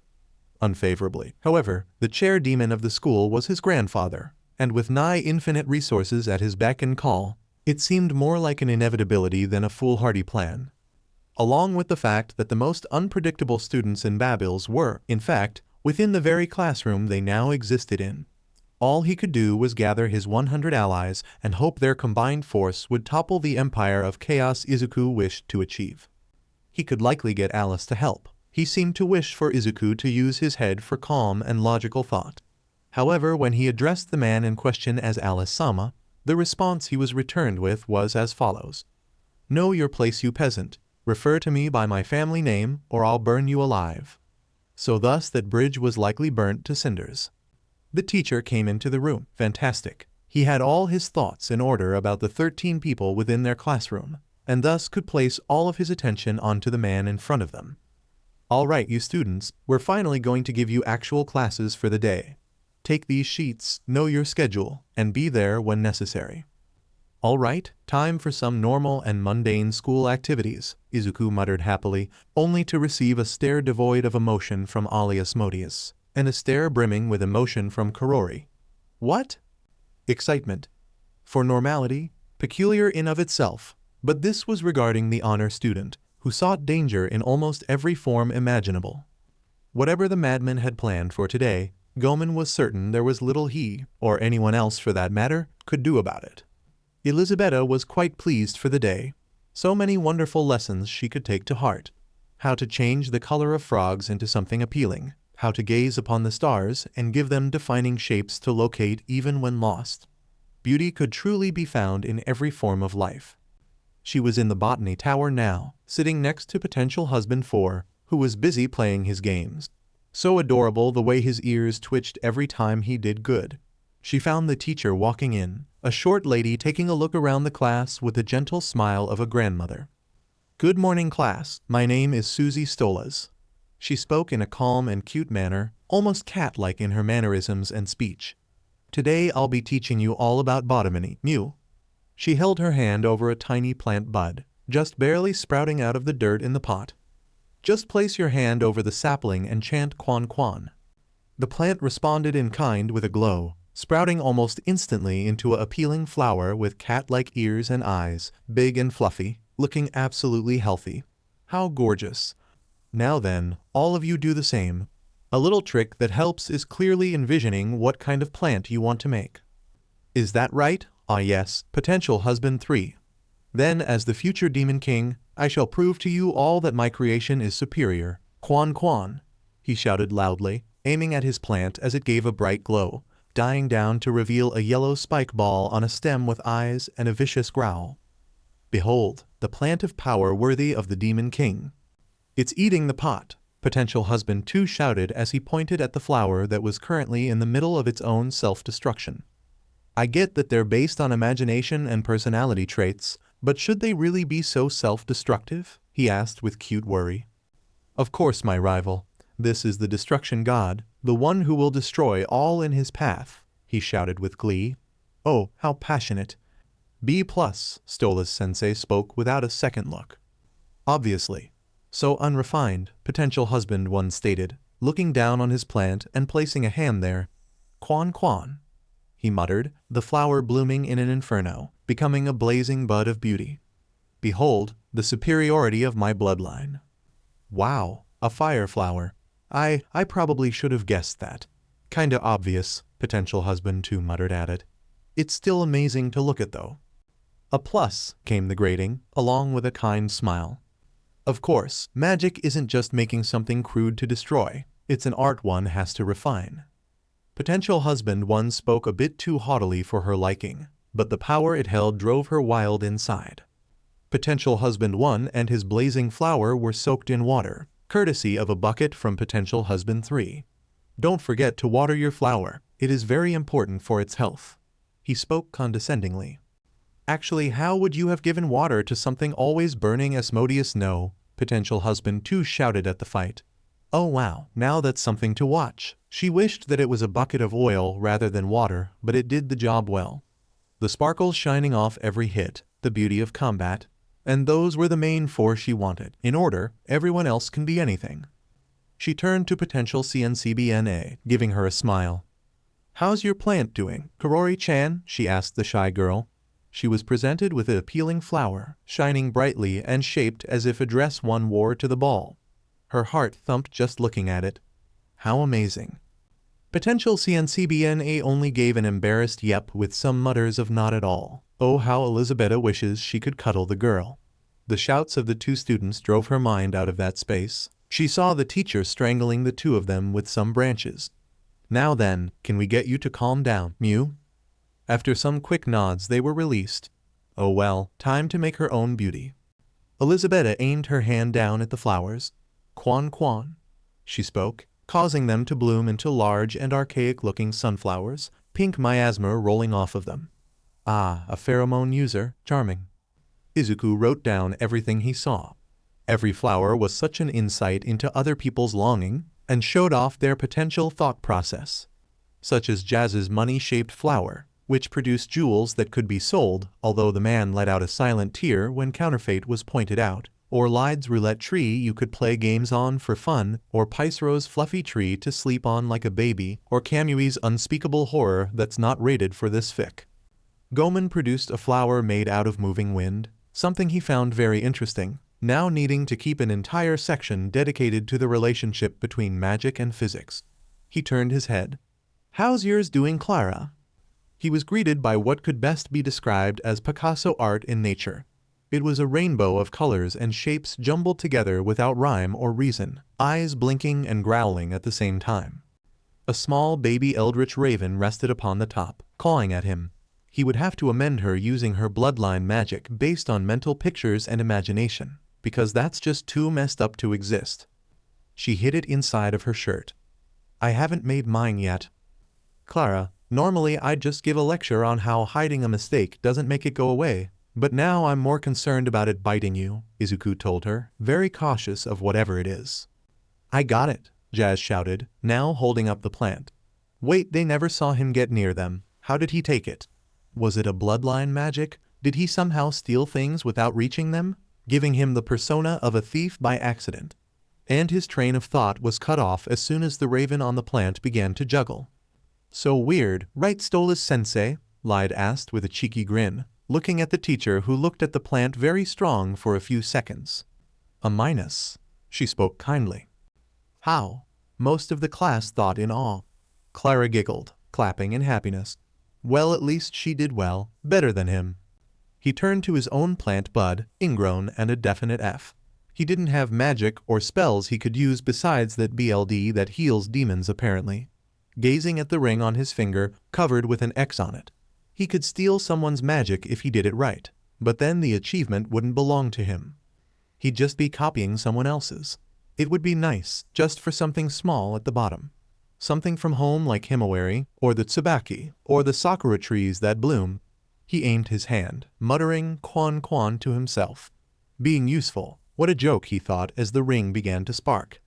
He backpedaled as the ring began to spark and glow, a small whistle sound coming from it as a bolt of energy transferred from the ring and into the plant, which now began to spark and glow itself. Before anyone could ask anything, he got a phone call on his cell right, his hell phone. He flipped it open and answered. "Hello? Hey there, Izuku, I finally figured out this thing. So glad to hear your voice," Grandpa shouted as everyone looked between him and the plant. "I just wanted to warn you to not activate the ring, otherwise it'll take a portion of magic from everyone you know into a max power spell. But I'm sure I've gotten in time to warn you before you use it, right?" He didn't answer, simply lowering the phone with a look of defeat. He SWCH over to Asmodeus, who was looking for an answer but somehow knowing he'll get a bad one. "I'm sorry," was Izuku's only form of condolence for what was to come. "DMN it Midoriya," Asmodeus shouted over the tree that began to sprout. Aiko's dreams of hanging around and getting to know Izuku were a bit, shall we say, out of reach for the moment. It seemed whenever she made an attempt at reaching out to her green-haired savior, something always got into her way. She would have talked to him during lunch before classes were decided, but the large crowd of people by the shop made it strong to reach him. And when classes were decided, she was disappointed to find out they wouldn't be in the same class. Rather, his infamous reputation had landed him in the misfit class, as laughable as that was for her. How could a troublemaker go through all that trouble just to protect her? Really, the danger junkie rumors were starting to get a little ridiculous. Then again, he had been seen hanging around Clara Valak, a bundle of chaos in and of herself, who never separated herself from the freckled cutie. Not that she was jealous. She was sure Izuku was just showing the same level of kindness he showed her. Why would she be jealous that Valak got to spend pretty much every waking moment at school with her hero? Her point was, she saw less of Izuku than she would like, and despite what Gaco thought about it, She'd do anything just to say hello to him every once in a while.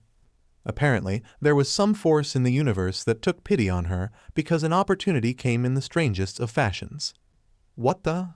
Gaco stood aghast as she, as well as most of the school, found themselves rushing over to the Botany classroom to see probably the most appealing sight anyone in the netherworld had ever witnessed. It was a tree, a lush, colorful, vibrant tree that smashed through the glass ceiling of the classroom for all of Babely's to see. On the tree were flowers that she's never seen before, flowers of so many colors that they gave rainbows a run for their money. Quite a few of them were black with shades of orange on the rims of the petals. Some were the same shade of green of her hero. Others were a lighter shade of green. A few were white with a light pink shading. Some were purple, some were red, but most were a bright blue with a yellow center, and streaks of red and white running all across it.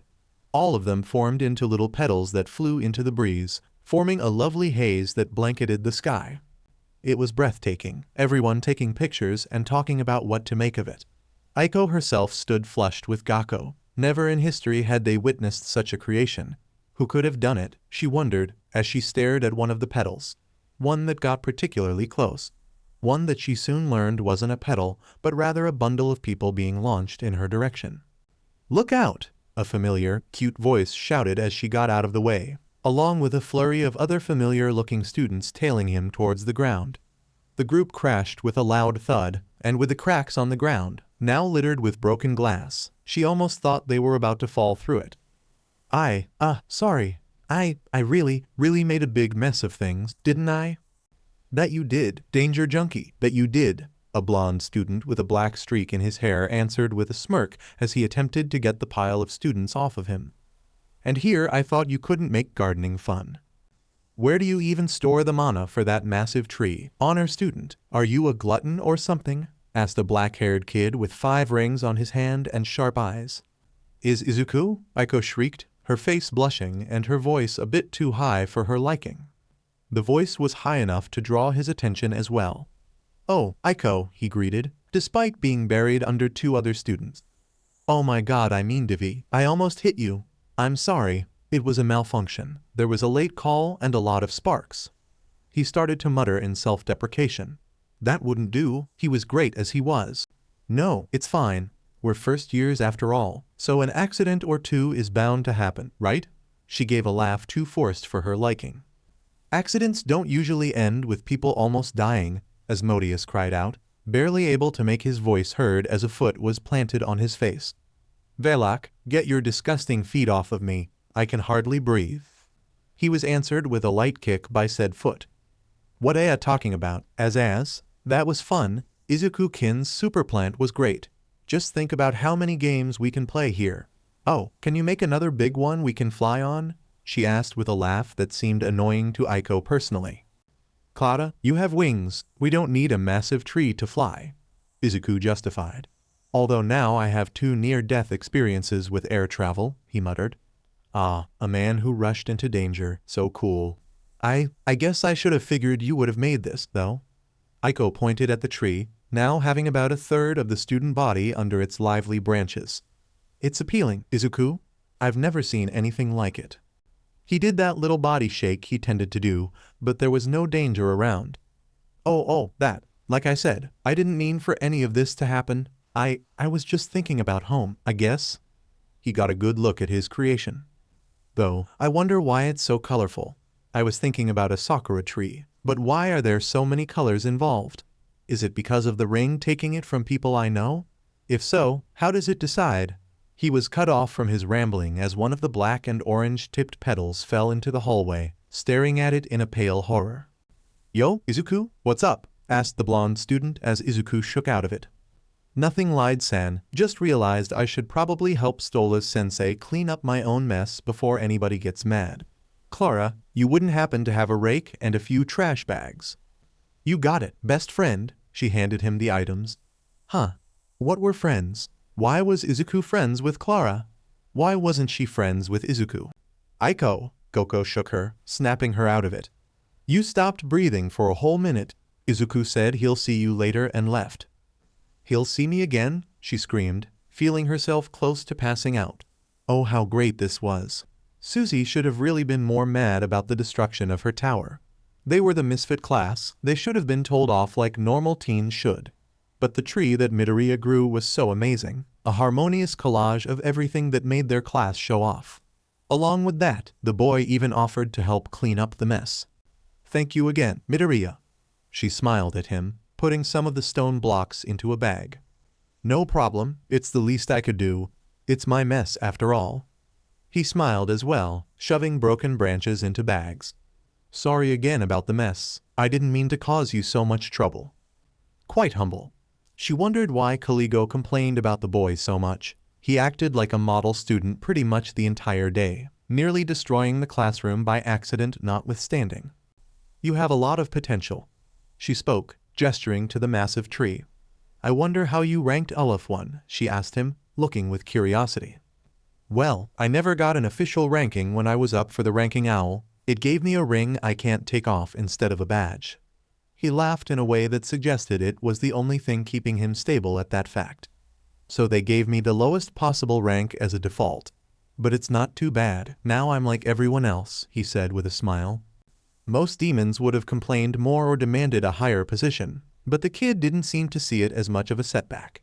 Ranks were everything in Beyblades after all, so it was strange to see someone not focus so intently on their position, especially if he was the chair demon's grandson. Strange, but oddly endearing. Her attention was then put on a couple of the rowdier students gathered underneath the tree. "There haven't been so many students interested in Botany in such a long time. I have your appealing flower to thank for that." She then eyed the janitors cleaning up the mess they were making. "Though I wish they would be a little more mindful. I guess I should go help them before it becomes too much to handle." He sighed and carried on with a few more cleaning supplies. "See you later, Stola-sensei." She could see why Sullivan talked up his grandson so much every chance he got, even though showing pictures of him at the table every morning to all the staff got tiring after a while. If only the other misfits could be so considerate. Amory was mentally slapping herself as she rushed out the door. "I let those texts get to me again. Their magic is so strong you only have to look at it to lose control." It wasn't like it was a personal pleasure for her to admire the shy girl and nice guy from the pictures. No, she was merely studying their actions in order to get a better read on humans if she ever encountered one. If I understand it correctly, humans can charm others through simple gestures and body movements. The victims always seem to falter the moment body contact is made after bumping into them. What else could explain the girl's complete infatuation with the boy she only just met minutes ago?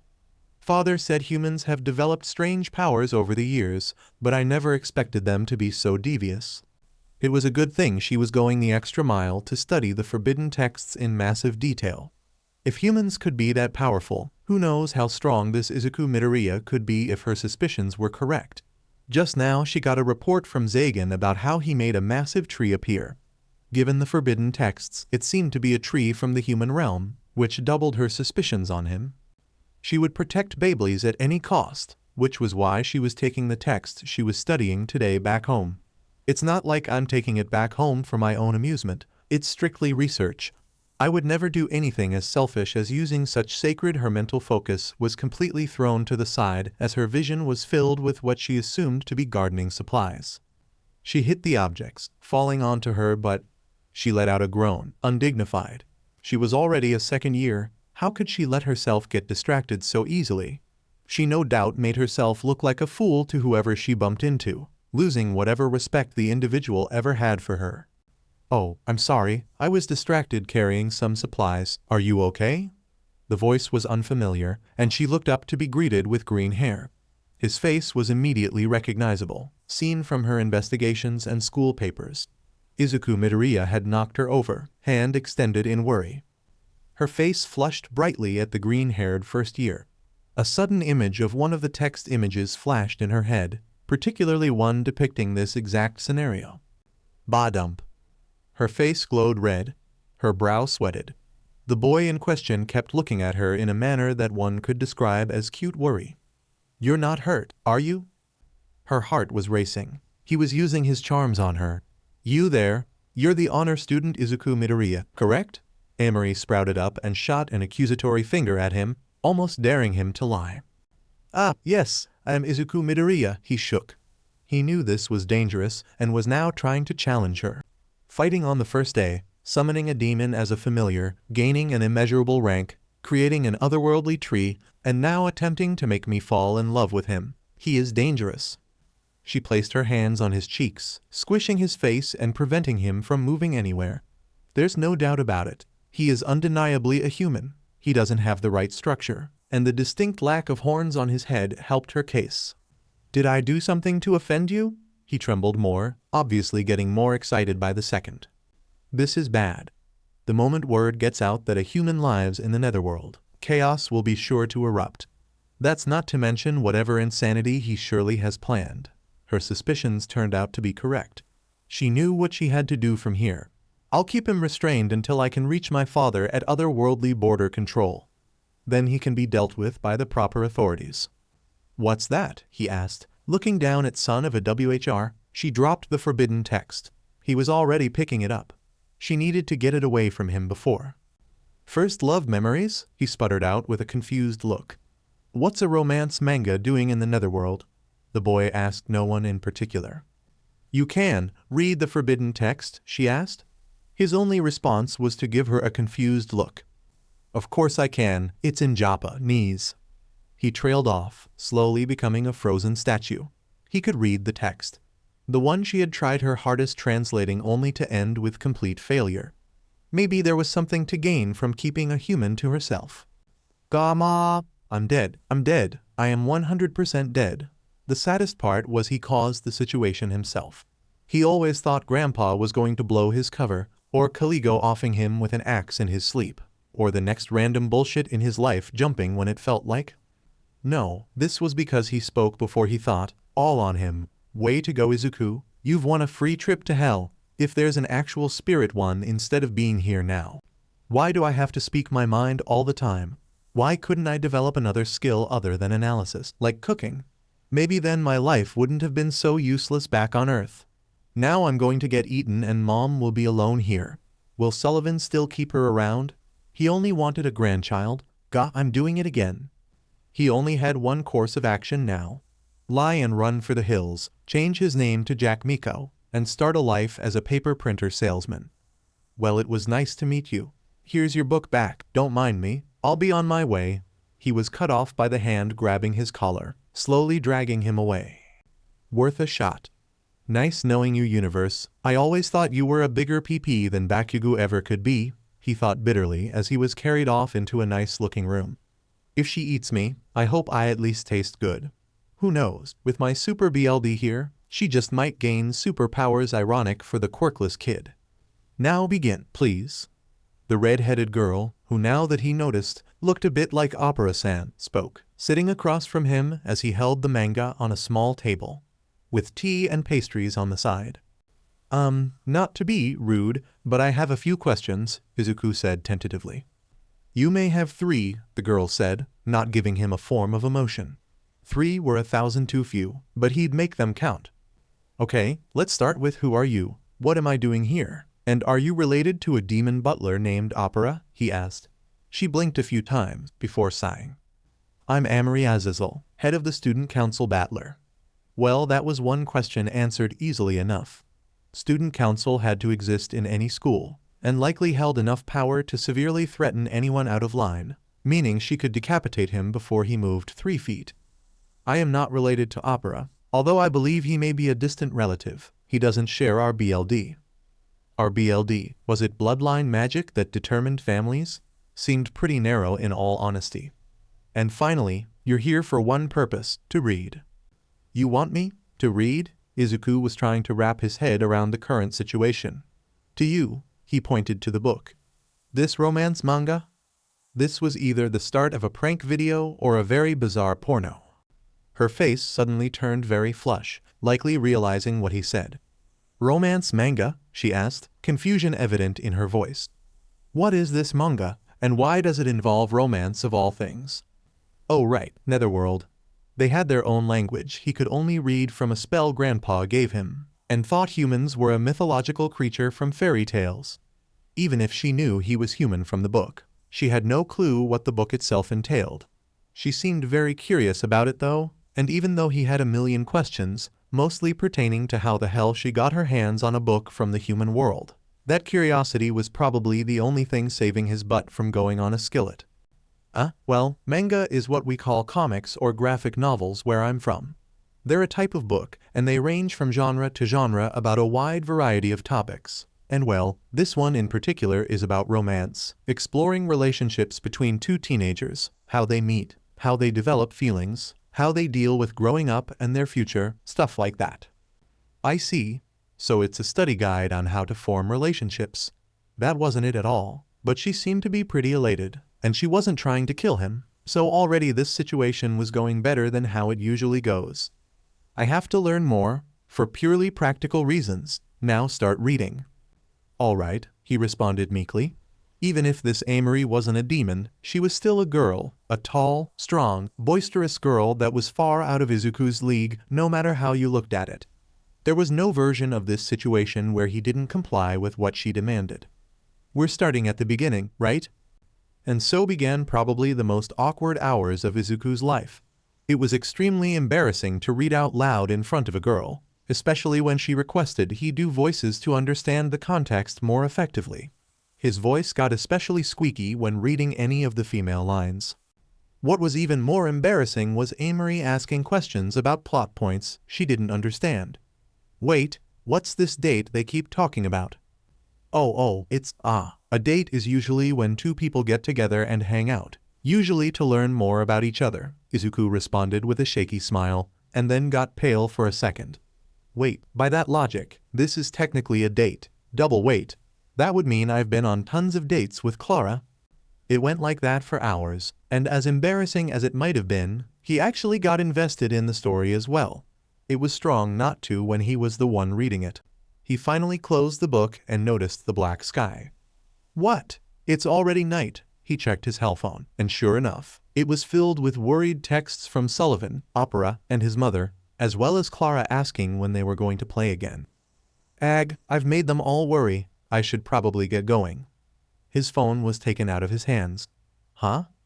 Amory held it in her own and started typing furiously, before placing it back in his hands. There, I've added my number to your contacts. You'll come when I summon you. Huh, but didn't we just read through the entire volume? That wasn't the only sacred text I have. We're going to keep having these meetings until we've read enough for me to decide what to do next. She nudged him out the door.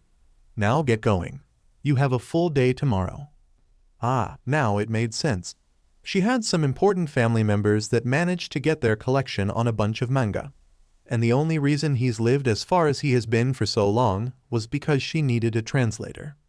On the plus side, this meant he was safe as long as there was manga to read. On the downside, he was on a strict timer for a romance series with a dangerous tall female. So as long as we keep reading, the longer I have to figure out what the hell I can do from here. I hope this is a long-lasting series. Maybe Grandpa could bring him more than one series that could catch her interests. No better time to enjoy the perks of a doting grandfather than a time of crisis. Gaco was starting to think Aiko's little crush was evolving more into unhealthy obsession the longer it went on. She didn't have any strong feelings about the honor student, positive or negative otherwise, but he did help protect Aiko from danger. So if Aiko had appreciation for that, she wouldn't do anything to stop her. But she could do without the constant asking about him, the constant shrieking of his name, and the general fainting spells Aiko had to deal with whenever she so much as thought about approaching him. At least the danger junkie was kind enough to walk up to her every once in a while. The most Aiko could stand to do was watch him eat lunch as he sat down with his inner circle of Alice Asmodeus and Clara Valak. Oh, Izuku has such a healthy appetite, but not to the point where he's a slob or glutton. She heard her companion M as she took a bite of her own plate. Could he get any more dreamy? No. There's nothing more admirable about a demon than how he eats lunch. Gaco sarcastically groaned, though she doubted the blonde demoness caught any of it. How could she even be this concerned with romance so early in the year? They had their lives to worry about. Rank up to Dalit 4, hopefully a He 5, then enter a medium-wage job. She had normal things to concern herself with, not some guy who did crazy things all the time. I still wish I could do something to help, Aiko muttered, taking a bite out of her food. Hold on, the girl made a terrifying headway when she wanted. She'd seen the scrapbook of stalker photos. They were stalker photos, Inko. There was no debating that. Maybe she could manipulate this. Maybe you could join the school paper, Gaco innocently suggested as Inko tilted her head. Think about it.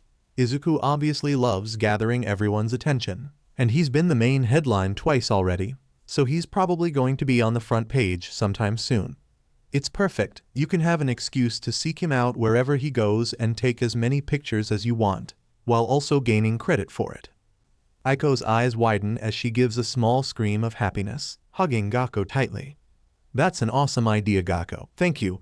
You're the best friend a gal could ask for. Well, besides the lack of oxygen, and the fact she didn't know what a friend was, she had to admit the hug was nice and warm. Oh, you want to get into it? We could join in together and take pictures of guys we like. Are you an Asmodeus fan? Really? You've known me for years. You know I like them plain and normal.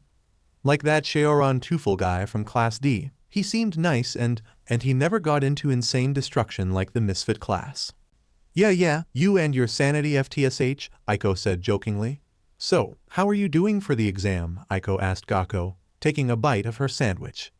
Good, not great though.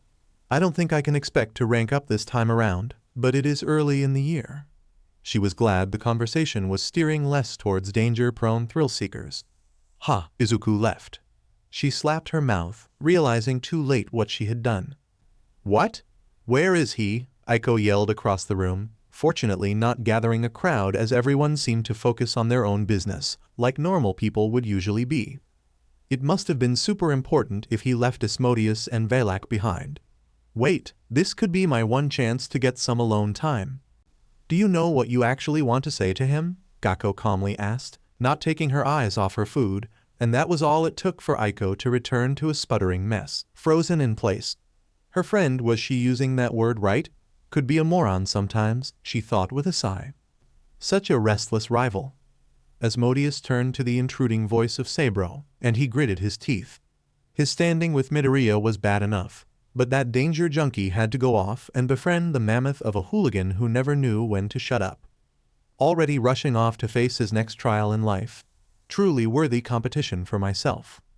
He wondered if this was the honor student's revenge for what he said on the first day of class. So petty. What would you know about it, Sabro? He just has something planned ahead of time, nothing more. Asmodeus then thought seriously. But he has been going off on his own more lately, and for once he's not causing a commotion. It's strange. It's wrong, that's what it is. The third most annoying presence in his life right now yelled in his ear. Izuku-kins haven't been playing with me. We could have been playing tag right now. Do you think he might have become bored with some petty games after a while like that? Apparently that was the wrong thing to say, given that she grabbed his shirt and pulled him down to eye level with eyes that somehow burned angrier than his own fire. Despite this, her mouth remained calm and level. Would you like me to make something to shove down your throat so you don't say stupid stuff? As? Velak asked coldly as Sabro backed away in fear. I'm his best friend. If there was something wrong, he would tell me everything about it. It's not something you could ever understand since you're not his friend. I don't need to be his friend. I just want to figure out what he's planning. He's gleaned bits of his character over the past few weeks, but the whole picture just wasn't coming together. There was always a new piece that caused the others to jumble up, and he could barely connect what he gained from them. Just what the hell was with this kid? She blinked and let go. Wait, are we both saying we should follow him? Velak asked in confusion. Asmodeus could only sigh. As much as it pains me to admit, I agree with you. Truly, he could feel a small part of him die inside. We'll tail him and figure out what's going on. Oh, super spy stuff. Velak smiled brightly. He sighed at her idiocy. We're not spying. We're just making sure he isn't causing anyone else trouble, Asmodeus groaned, leading her out of the cafeteria. Now then, make us some detection warding glasses. We can't be seen, or we'll be asked too many questions, or he won't go wherever he's been going. Oh, disguise, just like a spy. He was about to argue again, but realized this was probably the closest he was going to get to her being on track. Yes, like a spy. Another part of him died even as she created some custom and weird-looking detection warding glasses. particularly giving herself a pig nose and a mustache. You know the point of spying is to not gather attention from anyone, right? Hey, as long as we wear these, no one's going to notice us anyways, so that way, we can have more fun. It's like how a wife disguises herself to find out if her husband is cheating on her. Why do you always go back to that? Seriously, despite wishing she would die in a ditch, was her home life really that messed up? Regardless, they made their way, eventually finding Isuku. They quietly followed until they ended up at SHT, he muttered as he saw a sign. Come on, he's inside, Velak said, ignoring danger and walking to the door without a shred of self-preservation. His response was to grab her arm. Don't you know, that's the student council's room, he whispered. The strongest and most deadly people in the school. How the hell did he get mixed up with them? He didn't know what was more dangerous, Midoriya's recklessness or Amory Azael's ruthlessness. Wait, are you saying Izuku-kins is playing with them instead of playing with me? He gets that she's been really lonely through most of her life, her fault really, in all honesty, but why was everything about playtime? There were plenty of other things in life to worry about, such as passing school and getting a good rank. Forging bonds, where did that thought come from? He wondered, only to discover her running at the door. What are you doing, Valak? I'm barging in, Izuku-kins, I want to play too. She shot herself forward like a demon bull, and it took a considerable amount of strength to stand his ground. Right now, he envied Izuku's high pain tolerance. Quiet, I won't let you disturb whatever importance this meeting has, Asmodeus threw her off. Besides, if you keep causing commotion, we won't be able to hear what they're discussing. This required a delicate touch. They couldn't just barge in willy-nilly. Well then, I'll use a move Izuku-kins taught me. That had him pause. He knows that the boy was well-versed and thought she had more potential for creativity. However, he had years of combat experience and refined training. Some commoners surely couldn't dare to bye-bye creation, missile volleyball. Or she pulls out a DVDMN rocket launcher. How did he even show you that? He screamed, ducking out of the way as she fired and blew the door to ashes. What in the name of everything unholy is going on out here? SHT, Amory Azazel, president of the student council. He had aspirations to join and eventually usurp the president's position, but thanks to the madness of Valak, his goals were now less than a pipe stream. Miss President, I wasn't trying to. DMN it. He's absorbed Izuku's penchant for stammering. It was all her fault, he pointed to the still very steamed Valak, completely ignorant to the murderous aura of Amory. Izuku-kins, come on and play, she shouted, shooting glares at the president in a way that showed she was ready to fight to the death. You have to share him, Lady Redhair. What do you mean by sharing him? You can't just come into a private meeting out of the blue, and you cause damage to the room at that, she shouted in return, outraged and confused, the facial expression of everyone that met the Valak. Asmodeus sighed, looking down when he noticed something interesting near the knocked-off table. A picture book, what was so important about it that it required several private readings? A hand quickly picked it up and placed it on a small table, filled with baked goods and tea. Huh? Oh, that's mine. I have a lot of ideas about bloodline abilities and sometimes visualize them in great detail. I did something similar with Clara, Izuku answered quickly. Said Maniac turned immediately to him, forgetting all about Amory. And it worked like a charm. Amory turned away from him and whispered something quietly in Izuku's ear, making him blush before returning her attention to them. Izuku has agreed to indulge my curiosity about his theories. If I'm to protect the school, I shouldn't limit myself with how I go about it. That made sense. If she heard about his analysis and decided to use it to advance her own powers, she could do a lot. Considering his own rocket-powered flight and Valak's recent attack, there was a lot he could offer. This would also be beneficial to him, as now the green-haired mutterer now had the freaking student council president on his side. Now Midoriya seems to have a pondering look as he's dragged out, curious. Now normally I wouldn't tolerate anyone causing such a commotion in my private quarters, she offered a small look at Midoriya. But seeing as how you are Izuku quotas ... FRENS, I believe he put it. I suppose I could let this transgression slide just this once. Good day. She took the book and left. Saved by friendship. He didn't know if he could feel any lower than this. He needed something to keep sane, or he'd be dead internally by the end of the school year. Sabnock had 2 activities that he did in his downtime. The first was read about the Demon King. A lot of it was old text, but that just made his speech even cooler sounding, and the stories always amazed him to an immense degree. The second was muscle building. There was just something calm about the dull pain and subconscious effort that went into making himself stronger. It was honestly more relaxing than that yoga thing his brother was into. His little sister even joined him, resting on top as she rambled on about her day or stories her friends told her. He even got to join in with his own advice from time to time. Thus, the feeling of Clara climbing the Sabro mountain while venting her frustrations felt oddly nostalgic to him. Darn that lady red hair, she's stealing time away from my Izuku kins. How am I supposed to play with him when he's focused on her? She muttered angrily.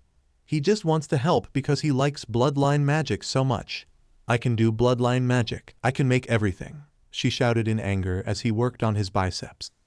Why even bother with anyone else? Yeah, that's how it is for nerdy guys. Once they get something new, they want to learn about it all they can. He muttered in truth. After all, the moment someone dropped a new fact of the Demon King onto him, he dropped everything to learn about it. Also a minor interest in heroes, due to Izuku's fanboyism over them. Which made sense, his grandpa was one after all. I don't want Izuku-kins to hang out with someone else. I want him to hang out with me only. Maybe as too. Clara whined. Connor, Murph, you two have any ideas? The slipper's only response was to give a shake of no. Well, if that's the case, there's only one solution. If you're that intent, then thou should try seducing him, he suggested, causing the girl to freeze in confusion. 3rd chapter of How to be a Demon King. If thou art losing someone they care for to another temptress, then thou should bring them back with a lure they can never resist, and make thee thous for eternity. It was a common thing back in the day, with how much the missing Demon King Durkilla seduced many. Man, woman, animal, doors. He's pretty sure the last one is just dramatics, but the idea is cool enough. After all, the first rule of being a demon is to take what is thous, and if it's not thous, thou should take it anyway. You're right, I should have stuck him. I'll learn everything I can, and when it's done, Izuku-kins will like my body and playtime so much he'll never leave my side. Victory shall be mine, Lady Red Hair, Clara shouted, laughing maniacally. Ah, what it was to be so innocent. She really did remind him of his sister. Jazz listened to Kaligo-sensei finish up. Such a boring guy, even if he was scary as hell. Now then, the last thing to do is pick your electives. Don't screw this up, or I'll stab every one of you, he said, dropping papers on the desk before leaving them to their own devices. Seemed like a bad move, but they were too far away from the main building to blow up anything. A perk of being trapped underground near the garbage dump. Absolute freedom when the teacher wasn't here. Lyde was already taking advantage of it by taking out his game. Not that he ever put it away when Kaligo-sensei was around. Komi was flirting with Elizabetta while said girl was cutely turning down his advances. So, is there actually any class worth joining? Or are we just picking our poison here? Now, one mustn't take their education lightly. I myself need to freshen up on my pharmacology, Schneider responded joyfully. It was actually pretty strong to remember that the lion-like demon was the class nerd, given his appearance. I'm signing up for classroom lectures. Paisro, in one of the few instances that he was actually awake for a conversation, joined in. It's the easiest class to fall asleep in without getting in too much trouble. Made sense. Nothing more snooze-inducing than listening to some old guy talk for about an hour. Probably why Paisro was never awake when Kaligo-sensei was around. Torture practice for me, obviously. I need to make sure my enemies know to never cross me, Sabnock yelled. Geesh man, calm down. He probably assumed he could be Demon King at the end of the year with all that ego. What about you, my fierce rival? What elective shall you dominate with your presence? Oh, I guess I haven't put that much thought into it. The honor student replied. Huh, weird. The little green guy was shaking a whole lot less within the past few days. Guess things have died down a bit with everyone settling in with the new year. Astrology sounds interesting enough. There's no point in trying to hide in the background by this point, so I might as well join something I might actually like. And as much as I'd like to keep a close eye on you, I shall devote this time to familiar training. Asmodeus sat next to him, selecting his elective. The notes you gave me regarding its more snake-like qualities were beneficial. There's more potential in strengthening our bond if I capitalize on it now.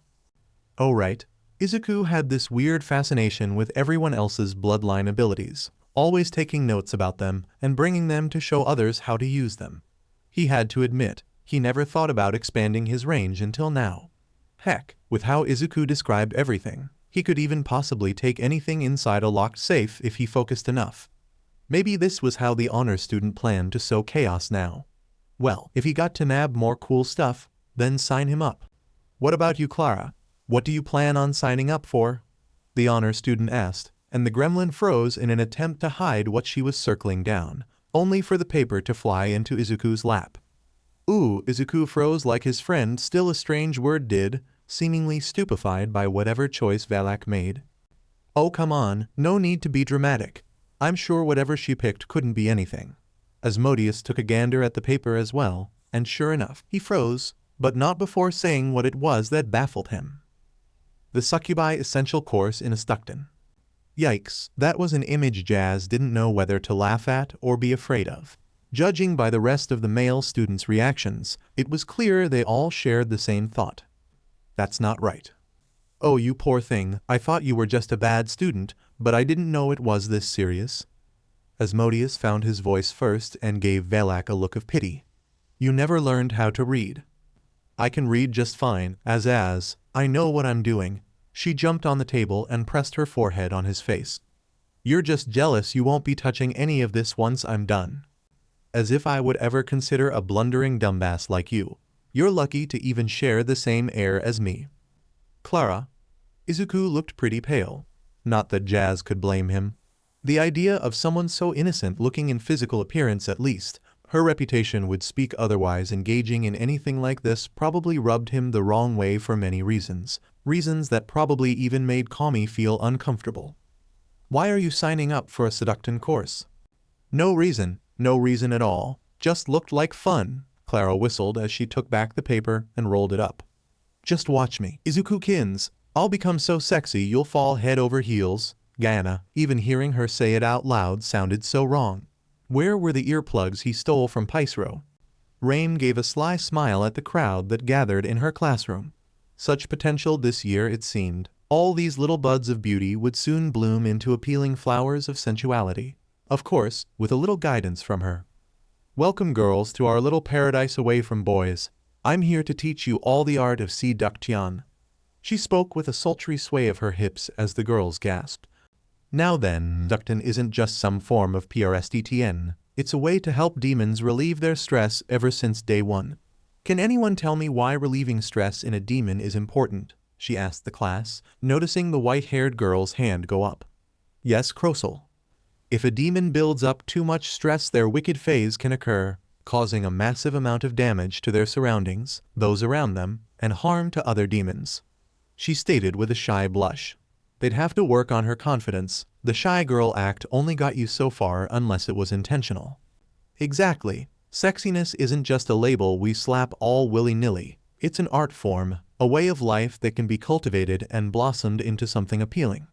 It'll not only help you all relieve much-needed stress, but the stress of any of your admirers, especially those you choose to fancy. So by channeling our sexiness, we can potentially meet the ones we'll eventually marry. One of the taller students, Elizabetta Roman 9, said with excited glee. Oh, how cute. A bit naive, but definitely cute. Now, don't get too carried away. We're just getting started. If you want to grab someone's attention, you have to hook them in first.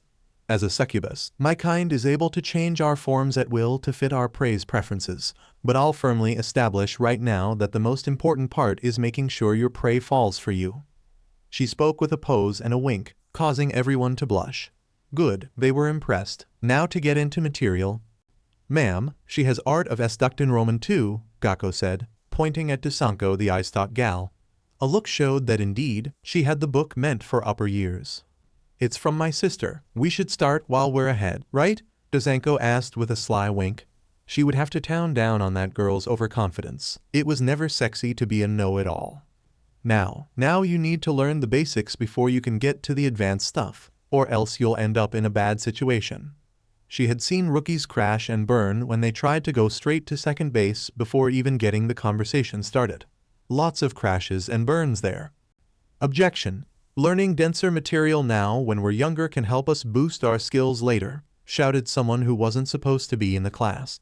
Rain was warned about commies and his love of women. She just never expected he'd be stupid enough to get in. So with the force of a truck, she kicked him out of the window. Now then, she spoke, dusting off her shoe. Let's get a read on you all so I know where to work from here. And thus she activated her bloodline magic, Sexy Scope. My ability allows me to gauge one's sexiness so I can figure out your strongest and weakest points. She activated it, getting a full view of every girl's level of sexiness represented by percents. The highest was Elizabeth Roman 9, who was at a very generous 89%, just breaching the category. Wow, looks like we already have a natural in the class. Thank you, ma'am. I look forward to living up to your expectations. Elizabeth replied to the praise. After that was Inko and Gaco, at 49% and 69% respectively, both of them being in the B category. Made sense, they were attractive, but more on the cute side of sexiness, and cuteness could only get one so far. Both of you just need regular work. Darn it, how can Izuku get me if I'm a B? Inko shouted in self-doubt. Relax, you're a beginner. I think it's a pretty good start. Gaco replied, adding some powder onto her face. After that there was Desanko with, "Sweet baby anti, how the hell is that even possible?" Rain screamed in utter bafflement. The only response was a wink from the eye stalk, causing her to shiver. Never before has one's rating made her want to shower so much, and it was just a percentage. She decided to move on to the trio in the back, Haruno, Azuki, and Kanatsu. All of them had a 40% rating, marking them at the highest C ranking. Sorry girls, you're all Cs. They whined, but looked determined. Now that was a passion she could get behind, just needed to touch them up. She moved over to Karori, who was 51%. It was actually a bit higher than she expected. It was almost like there was something keeping the number down. You're also a B. I'm sorry, ma'am, I'll do my best to improve it. She pleaded cutely. That was probably what made it high in the eyes of her scope. She gave the girl a warm smile. Don't worry, the lowest I've had to deal with was a 23% tire. There's nothing that could be worse or harder. What's my number? Oh right, the Clara Valak girl. She gazed on, her sexy scope calculating the numbers, getting lower and lower. Her heart was slowly gaining a feeling of trepidation as it refused to go higher than 30% as it was still being calculated. Now it rested at a solid 2%. Is it 100, 1,000, a million? 2%. FCK 2%. How was that physically possible? Babies had at last 3% sexiness stored in them. Are you telling me she's more innocent than a baby? Why, but how? She could feel her brain melting from trying to comprehend it. Regardless, she had a job and duty as a teacher to help those behind. She ran to her desk, pulling out books she knew would be easy and at the same time fill her with lots of information. After getting a decent pile, she tossed them onto the desk. Listen now, you're going to read all these special books, okay? Rain pleaded with her. The return nod made her heart sink. The girl would have a lot of catching up to do compared to her classmates. Izuku-kins reads a lot, so if he can do it, then so can I. He'll be so hooked on me that you'll need extensive surgery to separate us. She could admire the passion, if it didn't come off as more childish. Soy person didn't talk to a lot of people, it was fine. He didn't need to. Being in the background was fine, it was his job. He would observe everything, like the Clara girl's many attempts at trying to S-duck Izuku. It was a bit amusing, he could admit, but it wasn't like it was anything new in class. Everyone else already assumed they were a thing, so why bother correcting them? He could feel himself laugh a bit at the patty cake handshake attempt, but quickly suppressed it. He wasn't allowed to express emotion openly, it was fine. Soy had to admit the only one he didn't find enjoyable was when the girl doused herself in perfume to the point she created a smell horrible enough to kill half of their class. Izuku himself ended up throwing up out the window and had to sit in the nurse's office for a few hours. It was fine, though. The makeup attempt was a bit much even for a person like her. He got that she was essentially an overgrown child. But why she thought looking like a clown would help her case was a mystery not even the smartest minds in Beyblades could ever solve. Izuku didn't seem to mind at all, still talking to her like normal, so he guessed it was fine.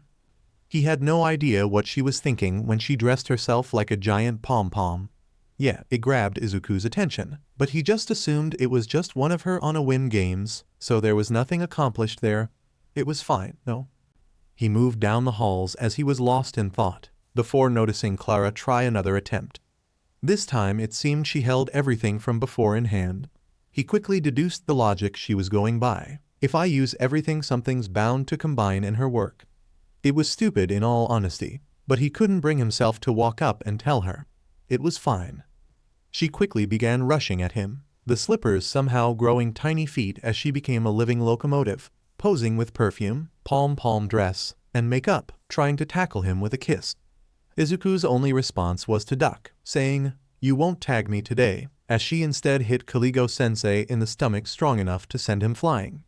Izuku paled in horror as the teacher cracked his neck and stared at them with malicious intent. It was fine. He continued his stroll, walking up to the top of the school, trumpet in hand. The only place on the planet he could relieve his tension, show emotion, play music he liked, have any sort of freedom, any sort of notice, before going back to that cold, lonely existence. It was fine. Dang it. I even reread all those books and I still haven't gotten anywhere. Am I really that unsexy? She mininan, leaving the succubus class with a mopey walk. The teacher was nice enough with all the help she guessed, but trying to offer her a love potion to just grab his attention felt like the ultimate cheat. It wasn't fun in a game when someone cheated. If she couldn't do it on her own, then she was the real loser in the end. Now Lady Redhair is going to have Izuku Kins all to herself. I guess it was nice having a friend while it lasted. She groaned, sitting outside on the grass with her head hidden between her legs. At least Izuku was still nice to her, so she still had that.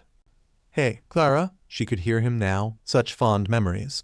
Clara, very fond, almost as if she could hear him now. Clara, why must her imagination torment her now? It's like he's yelling right in her ear. "Clara, can you hear me?" "Why, Izuku Kins, you're here, and not in my imagination, thank goodness." She thought she would have to imagine him by her side from now on. "So, what are you doing here? Aren't you going to see Lady Redhair?" "Amory-san, you mean?" He tilted his head. Yeah, we don't talk every day, just when she makes the time. It's actually pretty random when she calls me." "So you just go whenever she says so? You really do like her, don't you?" she asked him, feeling down, waiting for the inevitable answer. "Like her?" he asked with that cute, confused look. Izuku Kins could be so smart yet so dense at times, an idiot nerd. She'd have to tell that to Az next time she saw him. "She seduced you, right?" At that he blushed fiercely. "She got her hooks into you, and now you're in love with her and plan to marry her and play with her all the time and forget all about me." He stopped blushing with steam, now looking at her concerned. "Clara, the truth is, women scare me." Clara blinked at that. What? Who would be so afraid of something like that, especially someone who greeted danger with a smile? "I didn't really talk to girls all that much where I'm from. Anytime I did manage to, I got super nervous, tripped on my words, and just froze up. Amory-san's nice and all, but she's super imposing and I feel like if I don't do what she says, I'll die and she'll eat my remains." "Really? You don't do that to me, much." Izuku Kins shook a lot when they first met, but it happened less and less. "Well, why you're the first one that's ever been my friend." Izuku laughed a bit hollowly. "Actually, to be fully honest, you're probably the first friend I've ever had. Being around you has made living here a lot more comfortable. I get to be myself when I'm around you, and I don't feel scared or nervous, I just feel happy." He gave her a bright smile full of teeth as she could feel herself flush. Of course, he wasn't the idiot, she was the idiot. She was trying to S-duck someone she already seduced. How silly of her. Nice try, Lady Redhair. It doesn't matter how big your melons are, she'll always have playtime with Izuku Kins. She celebrated her happiness with the tightest hug she could muster. I see how it is. You're already hooked on me." Clara, I don't think that's how you should put it." "Just wait, Izuku Kins, I'll make sure to protect you from all those scary harpies." She could see it now, him and her together living in a playhouse forever. She then let go and did one of the poses she saw in the books. And someday, I'll make you fall head over heels for me. Izuku-kin's froze for a minute, before placing his hand over his chest. Wait, did my heart just skip a beat? Now then, let's play racing. Whoever makes it to the front of the school first wins, Clara shouted, laughing happily as she began to run. I won't lose this time, she could hear him shout. All was right in the world for Clara. So alright folks, that's all for today. Stay tuned for part 3. Do subscribe, like and share for more such videos. Also check out the story and authors 616 MCU and Hazzard Overflow on FANFICTIONnet and AO3. Press the bell icon to be notified first on release. See you in the next video. Till then, goodbye.